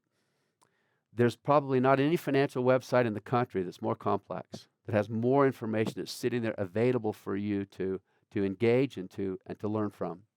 The sad thing is as we've typed more and more things into it and provided more and more options, this has been going on for years and years, it just became a little cumbersome. When you go there, I just wanted to point out there's a little box. It's a search box that we've added to it that if you wanted to find out something about home mortgage, if you wanted to find out about something about debt consolidation loans, you wanted to find out something about investments or something, then you can type out what it is, and it'll do a wonderful Google search of our site to tell you where you can find the information that indeed you'd like to find. I think that's very helpful. So on another time, and now watch, we're going to go through these quickly, but I'll just tell you real quick what they are. This was another year, and the students this year wanted to find the top 20 websites for education that we could expose people to at Education Week. Destination RX, well, just if you type into that, they'll tell you exactly what the least expensive place is to purchase prescription medications. Free gas help, I tell you, you can get free gas. The students always love this one. If you put one of those wraparounds around your car that advertise things, and you drive a certain number of miles each month, they'll pay your gas for you. So that might be something you want to consider. Credit Karma is one of the best websites you'll imagine. We have access to our credit reports. Unfortunately, the access was somewhat limited for a long period of time. And along came a website that said, not only do you have access to your credit report, you have access to your credit score, and you can have access to it as much as you want to. And by the way, every time your credit score changes, we'll send you an email notifying you that something has changed and allow you to type in and find out what it is that has changed and what it is that can make it so that you can improve your credit score. I'll tell you, that website right there, and you using it wisely and making sure that your credit score is what it should be, and you see what it is that makes your credit score move, can be one of the most successful things you'll ever use. Bill Shrink is obviously just a great way to pay less money for a lot of different things. Free shipping, over 2,500 companies. So you order something over the internet, and they say you're going to get charged $7 or $10 for the shipping, go first to free shipping and look at it. There's 2,500 companies that you can get a coupon that will make it so that you can get that free shipping knocked off for you. Mashable and Alternative 2 are just great websites that are all inclusive. They're probably two of my most famous, my most favorite websites, because you can type in almost anything there. Type in almost anything that you'd like to experience. One of the examples I gave to Mashable or Alternative 2 was there's a website that makes it so that you can go to meeting. Some of you have heard of it before. You go to meeting, but go to meeting costs money. If you went to Alternative 2 and said, go to meeting, what's the alternative? They actually will call up a website that will do the exact same thing, but it will do it for free. So that's a kind of example of what can happen at Alternative 2. It can be very helpful for you. Recipe Matcher is one of my very favorite ones with the students. They really enjoy it. Let me tell you why. You can go in and actually type in, what you've got. Instead of what you'd like to eat, you can type in what you've got, and they'll give you a recipe that will match what you've got. So if you've got a can of corn and a can of black beans and a can of Windex or a can, I was just kidding, but just whatever it is that you have, they'll send you back a recipe that will make it so that you can actually create what it is you. My students have done this a lot at BYU and made that a nice date for themselves, where they invite everyone to just bring something, and then they find out what it is that they can turn that recipe into. It's a great little website. Find a Better Bank by the very name. Now, these are all sites that the students have researched, and they said they're surprisingly insightful, objective, and user-friendly. Just obviously gives you a lot of information about the banks that you're working with. Rentometer is good not only for people that rent places where they live, but also for landlords that rent those places. You can literally go to rentometer.com, and they'll actually show you the rents in your area. So you could look down the street and say, that house is an equivalent value to the one that I've got, and I'm paying $1,500, and that guy's paying $1,300. That would be a great negotiation tool to take back to your landlord and say, hey, this guy's getting a better rent than I am. But it's also a great tool for landlords to make sure that they're charging enough in the area where they are. Groove Shark, allows you to download a bunch of music, and of course for students that's very important. Brightscope. How many of you have a 401k? And you'd like to know if your company has a good 401k, if it's rated very highly for its efficiency. You can go to Brightscope, type in the name of your company, and they'll tell you. They'll actually rank the company that you're with. You type in the name of your company, they'll rank the 401k that they have there against other companies for whether it's performing very well or not. White Fence, these are just a couple of more cost helpers. These are ones that are much like this one that we talked about over here that was Bill Shrink. These just opportunities to go in and type in no matter what it is, whether it's your utility bill, whether it's your gas bill, whether it's your food bill, whatever else it is, you can type those in and see if there are better ways of affording those. Let me give you a couple things real fast. This is books. Everybody always asks, do you recommend certain books? And I want you to know there's some that I believe are very good. This is what's on that website right now. It'll be replaced real soon. Because right now what we've done is we've given the ones that we believe are very good books 5 stars. The ones that we believe are not very good books, 1 star. I'm going to take all those 1 stars off my list. I think if a bright and intelligent person wanted to go to a website to find out what they should be reading, they could, by knowing that a book's not on that list, have a high degree of probability or certainty that that book is not what they should be reading. And it's just, I don't know, there's something to me about telling that a book is not as good as you'd want it to be that I find to be a little distasteful. So, but for right now, it's up there. Everyone always asks me when they go through one of our workshops, is there some place that I can go to learn more information? And that's certainly one of the opportunities that you have to do it. Here's just a great screen that reflects our $1 million choices. These are things that we've all gone to. So right there you have that, and which ones have been the most valuable and most advantageous. And so it gives you not only the ones that we took care of yesterday when we were going through class, but also gives you a lot of other different potential types of $1 million choices that you might find very helpful. I like telling my students about this. This is just smartphone technology. Some of you may have already done this. There's the opportunity now that you can do this. You can take your smartphone and you can take a picture of the barcode that is on any product that's there. You upload that picture and it will tell you a number of different things. It will tell you what the price is that you should pay. And so it'll give you a number of different comparative prices that will tell you what it is you should pay. It'll tell you a lot of information about read product reviews, search for different things on Google, Amazon, and it's just a very, very helpful website. And once you find that information, then it gives you a lot of other opportunities or tools for knowing where you go. And I wish I could show you some of the times that I've used this and some of the ways that right there on the spot, it's helped me to negotiate a better price with whoever it is that's selling me something. The one that I'm showing you is called Scan, and it was sold not long ago. It developed over 50 million users. But I'll tell you this, the students, the individuals that created that website or that tool were all students at the Brigham Young University, and they sold it. Now, this is a very public thing, so it's not a secret, so it's not anything that I'm giving you that might be insider or anything like that. They sold that tool for $57 million, and all of those individuals, while they were developing that tool, were currently students at BYU. I thought I'd throw that out as an opportunity to get some other potential benefits from. We've talked about, now remember, we're still just going through this wonderful sources of financial intelligence. We've talked about that as wonderful tools of menus, food menus, and how you could actually create a 30-day meal menu. There's a place on the internet that you'll find on our website where this contains all the information that the students found out about these different recipes or these different diets that they had created. Remember, there's 21 different areas, 21 different types of eating plans or diets that people used. They went out and actually purchased. They selected menus that fit into those different areas. They went out and did the shopping. They found out how much you could save by doing it. They created the recipes. They make sure that and so it's all just built out for you. There's been a lot of people who have sent us information on our website to say how much they've appreciated that tool, because it really did give them a lot of information and a lot of possibilities that they had not previously anticipated. The only thing I'll share with you is this. We said that we wanted to have great information. We wanted to make sure that we had, but we also said the targets. I still have to go back to our tool, our point of choice chart that fundamentally just had these goals. We want to make sure that everything that you do is believable, that it is visual, that it's written down, and that it's measurable, and that it's meaningful. As you do that, and as you also create this opportunity to utilize mentors to return and report, we believe that ultimately you'll be exponentially more, it'll make this whole process exponentially more possible to accomplish or succeed at the goals that you've created for yourself. We've been going for some time now, so you might want to shut things off and kind of take a deep breath, but I really don't have a great deal more, because the next category, the thing that we talk about, is something that's far more a principle that we'll discuss as it talks about prosperous planning partners that will come in a different lecture. So just let me introduce you to it real quickly first. So we talked about behavioral intelligence. We've also talked about financial intelligence. Community intelligence is what we want to focus on. And it'll be fairly short because I just want to make sure you understand this. Ultimately, our goal is to recognize that there's a lot of individuals who are going to become part of this process. We want to find out, whom do you choose?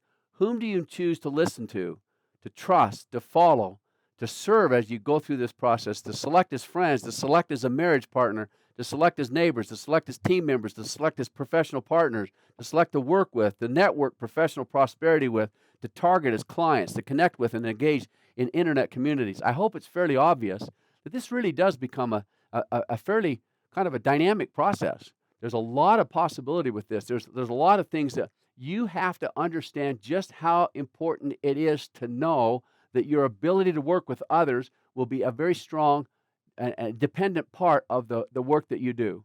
I want to share with you a couple of quotes by Stephen Covey. Stephen Covey talked a lot about this, and he talked about this process of synergizing and creating interdependent, not independent realities.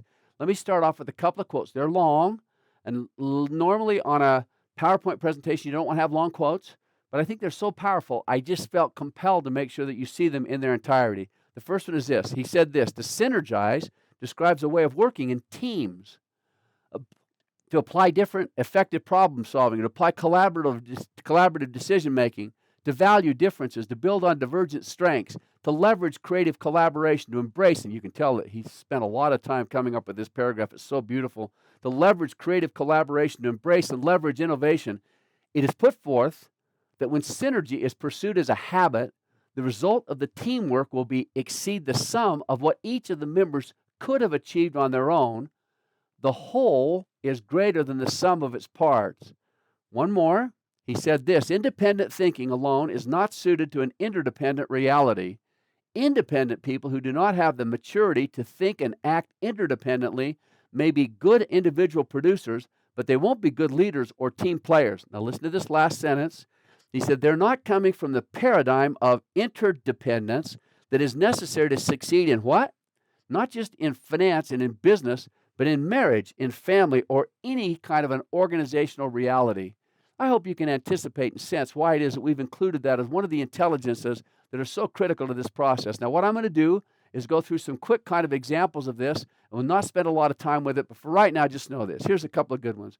Here's community intelligence. But these books, how many of you have heard of Wikinomics or macro-Wikinomics, where they found different groups that are getting together on the internet today and creating just extraordinary products because they've learned to work together in teams. They create what the Wikipedia calls spontaneous order, where by working together and by working as teams that they can create so many things that are so much more effective and so much more valuable to us, and will be so much more effective when it comes to your personal overall prosperity.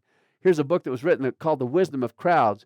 And in this book, it says large groups of people are smarter than an elite few, no matter how brilliant, better at solving problems, fostering innovation, coming to wise decisions, even predicting the future.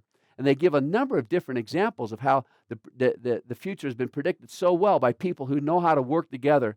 I tell the students at BYU this. I've had a number of different groups that are academic. They've come in to give us our accreditation. And to kind of make BYU to discover what their accreditation or the considerations are for accreditation. Sometimes they've asked me to come in and meet with those people. I tell them every time someone comes, the first question that they ask me is, how well are you getting the students together to work in teams? Now, it's fascinating. Before I do that, I asked the students, I said, if I came into this classroom today and said, we're going to work in as individuals, your entire grade will be dependent on how well you can do things as individuals. Or, as an alternative, I came into the class and I said, every single grade that you receive in this class will be dependent upon your ability to work in a team. You'll have to actually find ways to work with others in order to be successful. And I asked them to raise their hand. Which environment would you prefer to have? Would you prefer the individual environment or the team environment? Nearly every hand goes up for the individual environment. Then I say, why is it that they want us to get you together and work in teams? Where are they getting that expectation? They're getting it from the companies, the ones that employ individuals. They want to find the ones that have the ability to work very well in teams. Here's a book that's written by Michael Eisner with the Disney Corporation. It's called Working Together. It was written, about with Aaron Cohen that was writing it too. But he just said he gave a number of different examples. I think there's 10 of them here that talk about individuals who became very successful working together with the Disney Corporation, with Berkshire Hathaway, with Warren Buffett and Charlie Munger. They give a number of them. I'm not going to go through every single one of them. I'll just say these are 10 stories that will show why working together is actually better. Here's what the Army says about it. They say teamwork, when they say, the Navy SEALs is this one. It's individuals play the game, but teams are better. They beat better odds. Here's Andrew Carnegie, one of my favorite quotes. He says, teamwork is the ability to work together toward a common vision, the ability to direct individual accomplishments toward organizational objectives. It is the fuel that allows common people to attain uncommon results. Here's one of my favorites. Henry Ford said, coming together is beginning, staying together is progress, and working together is a success. I want to tell you a story about a family that originated in Israel. And they are one of the most motivating groups that I've seen before. They're called the Rothschilds. The Rothschilds, just know this, Brother Rothschild, he's a brother, they're all brothers to me. Brother Rothschild sat down with his family one day in a family home evening. They probably didn't call it a family home evening, but it was a great event that they had together as a family. Brother Rothschild sat down with his family and he said this. He said, I'm going to hand each of you, he had 5 sons. That's why it's kind of compelling to me too, because I have 5 sons.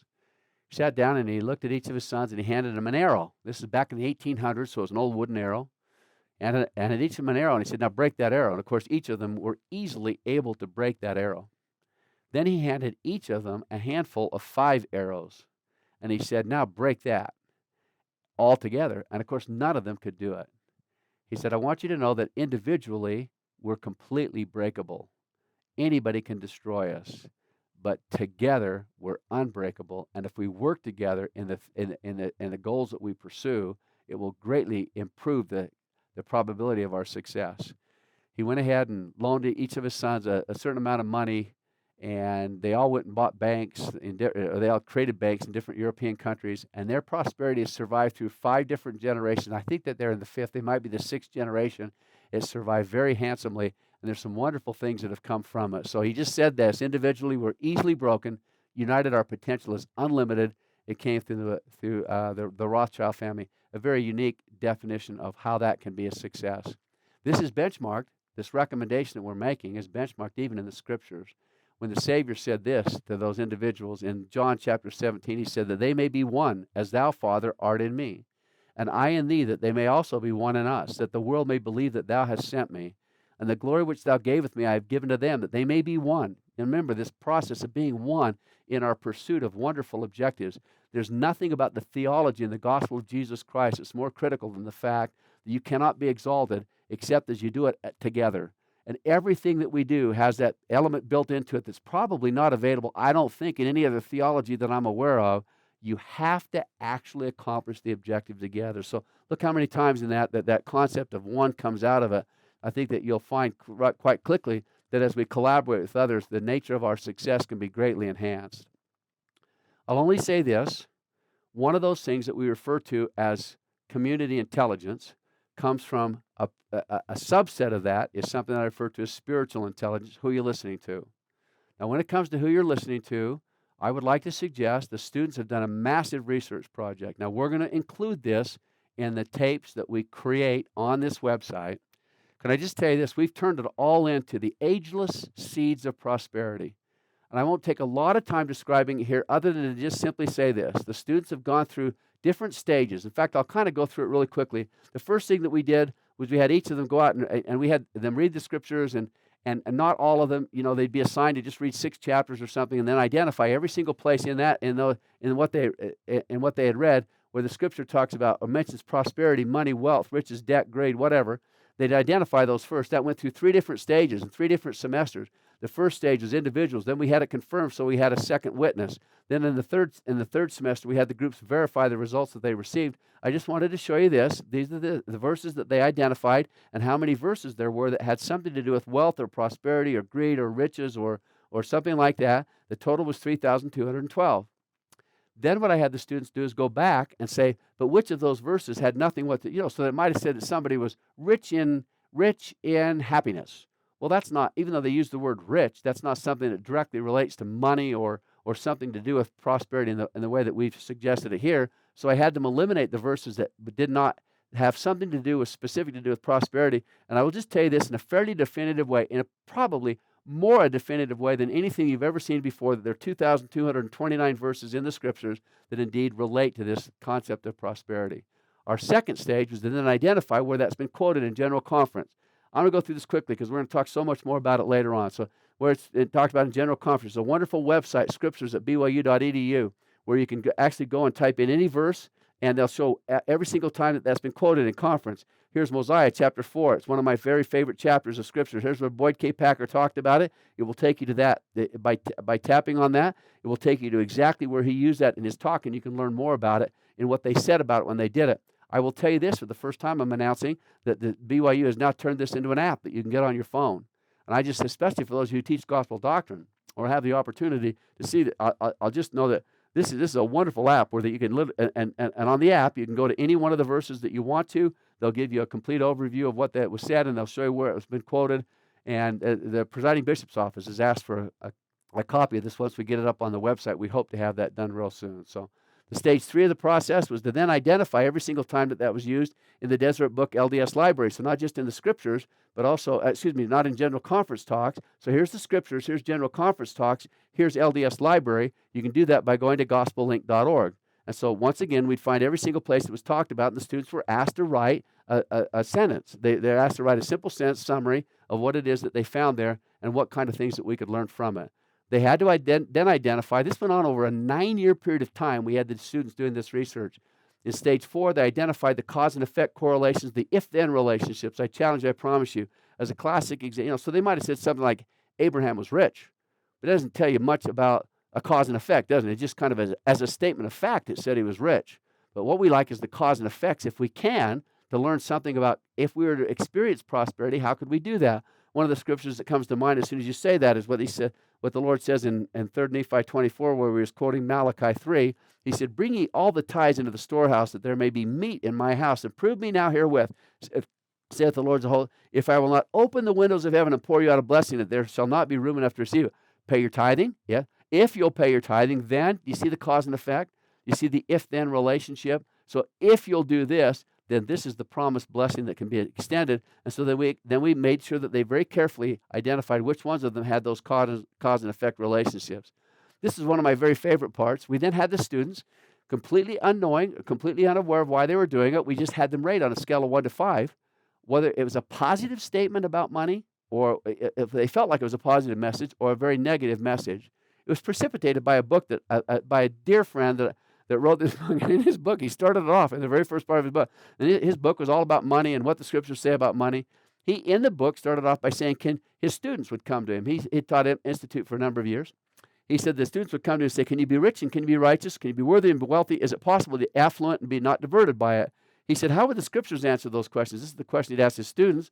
So then I usually ask the class if they can cite a single verse that speaks positively about money. A single verse that speaks positively about money. And here was his conclusion. He said, in all my 35 years of teaching, no class has produced a single verse. Can I just tell you this? The students came up with dramatically different results. When we asked them which ones have positive statements, here's a couple of them that were rated very high as the students did it. Look at this in Ecclesiastes. A feast is made for laughter, and wine maketh merry, but money answereth all things. I don't know. It surely seems like to me that would be a somewhat positive statement about money. Here's another one in Helaman chapter 12, where the Lord says this. Now, I want you to see the connection the Lord gives about giving blessings. Now, if money is bad, if it's wicked, if it's evil, why would he give it as a blessing?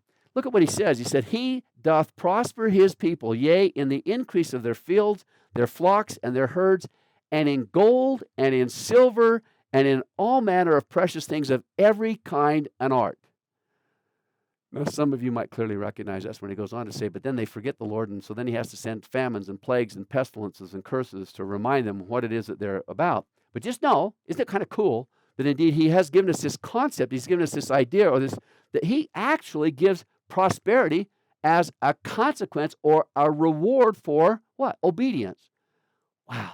I can't imagine. I can't imagine if it's bad, if it's so bad that we can't find one single thing that's good to say about it. It'd be pretty dang tough to find that somehow heaven is willing to provide us those blessings because of our obedience. Our sixth stage was to identify heaven's essential messages of prosperity. And that's where I'll finish this. Just this. The students then, they were given all these verses, and we wanted them to go and say, what is it that our Heavenly Father actually wants us to know? So remember, we're looking for who do you listen to? Who do you listen to when it comes to how you'll receive those messages or those blessings of prosperity? I'll just introduce you real quickly to a kind of, so they agreed on 12 different essential messages, and here they are. The concept of being a multiplier, the law of the harvest, the order that's created in order for these blessings to establish, how we have to be one in the pursuit, how when we're given certain blessings, we're also given a responsibility attached with the blessing that we've received, how the joys or the blessings that we can receive by being wise with our financial resources and sharing them properly can create everlasting joy and blessings because of what we've done, how there's cycles, like we've talked about, when we get so prosperous, we forget the Lord. There are the cycles of prosperities. This whole concept of being a good acquirer.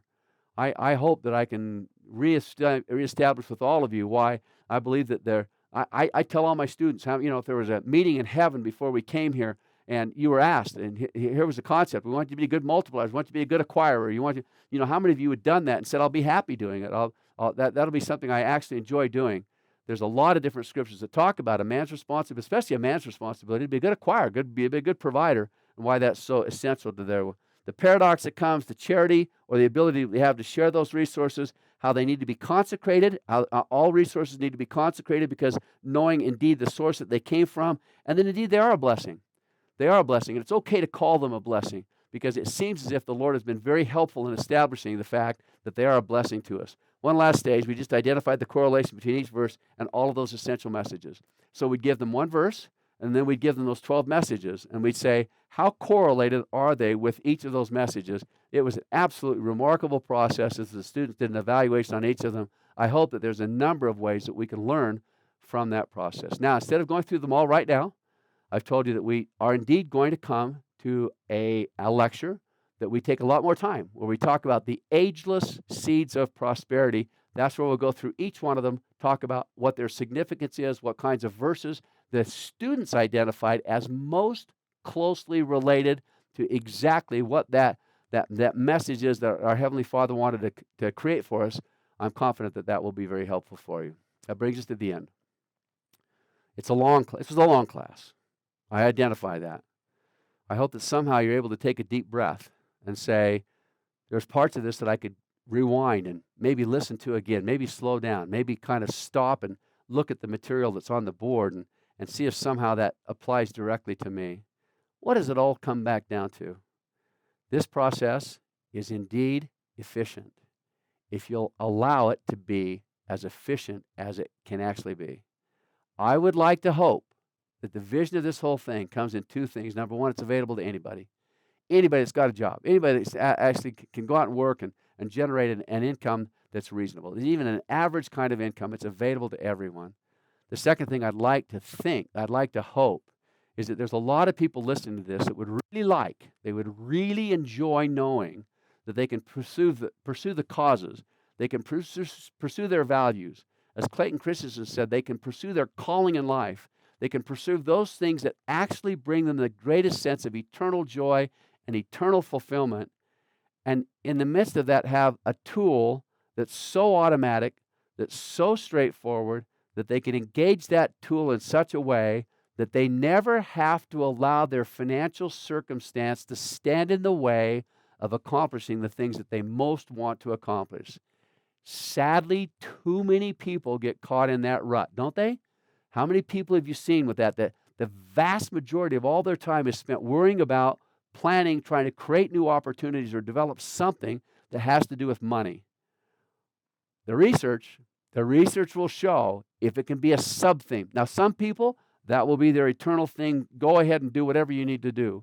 But the research will show if everything that we're saying can be a sub-theme.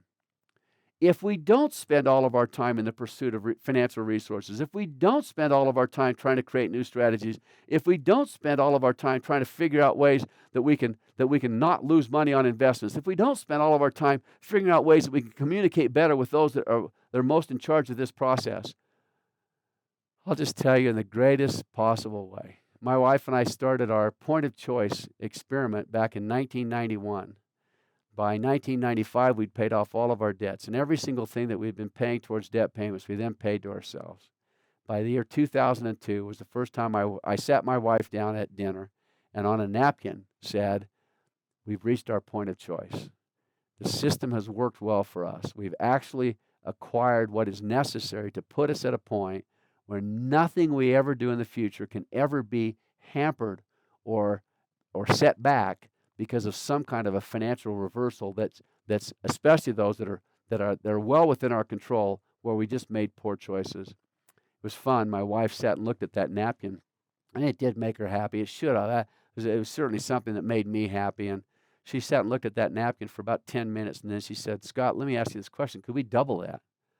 And I said, God, I guess. It surely seemed like it, and I felt like it could happen well within the framework of vision and values and goals and causes. I said, why not? Because what I'm doing right now, by that time I had begun teaching the students at BYU. I've always said this, the greatest single joy I've ever had, if I could do nothing, if there's nothing else that I could do on this earth, I'd stand in front of a group of students and talk and teach and create and write and research and develop and try to come up with new innovations, new creative opportunities for them to move their lives forward in a very fundamental way. I love what I do. I remember the time that I, in my class, said that we'd reached our point of choice, and somebody at the back of the room said, well, then why are you here teaching? And I said, I'm so grateful that you asked that question, and I'm so honored to give you the answer to that. I said, I'm here because this is the one thing I do if money didn't make any difference at all, which then it didn't to us. And so I hope you see that vision. I hope you get that sense that I hope, and what I'd like to do is unleash, especially in this generation. I can't wait to tell you more later on about just how blessed this generation is and how remarkable it is that we have the opportunities that we have today. I would hate to see those opportunities set back or hampered or somehow depressed because we had to worry so much about money and about our financial circumstance. Just imagine keeping your mind that one goal. As you say your prayers tonight, you visualize for yourself what would happen. What would happen if you ask heaven for its blessings? You just say, what would happen if I could really truly pursue exactly what I want to pursue and I didn't have to worry about money at all? The science of personal prosperity will tell you very enthusiastically there are some parameters. There are some bumper pads. There are some specific recommendations that time and research have proven either work very well or that do not work very well. You go back and listen to this once and maybe twice again to make sure that you pick up and you identify for yourself and have approved with your Heavenly Father what it is that will make it so that this is most efficient for you. I promise you that if you do it in that spirit, this will become a process that will indeed bring joy and bring that peace and happiness that you've always sought. This process and these tools actually work for those who will engage them properly. Thank you.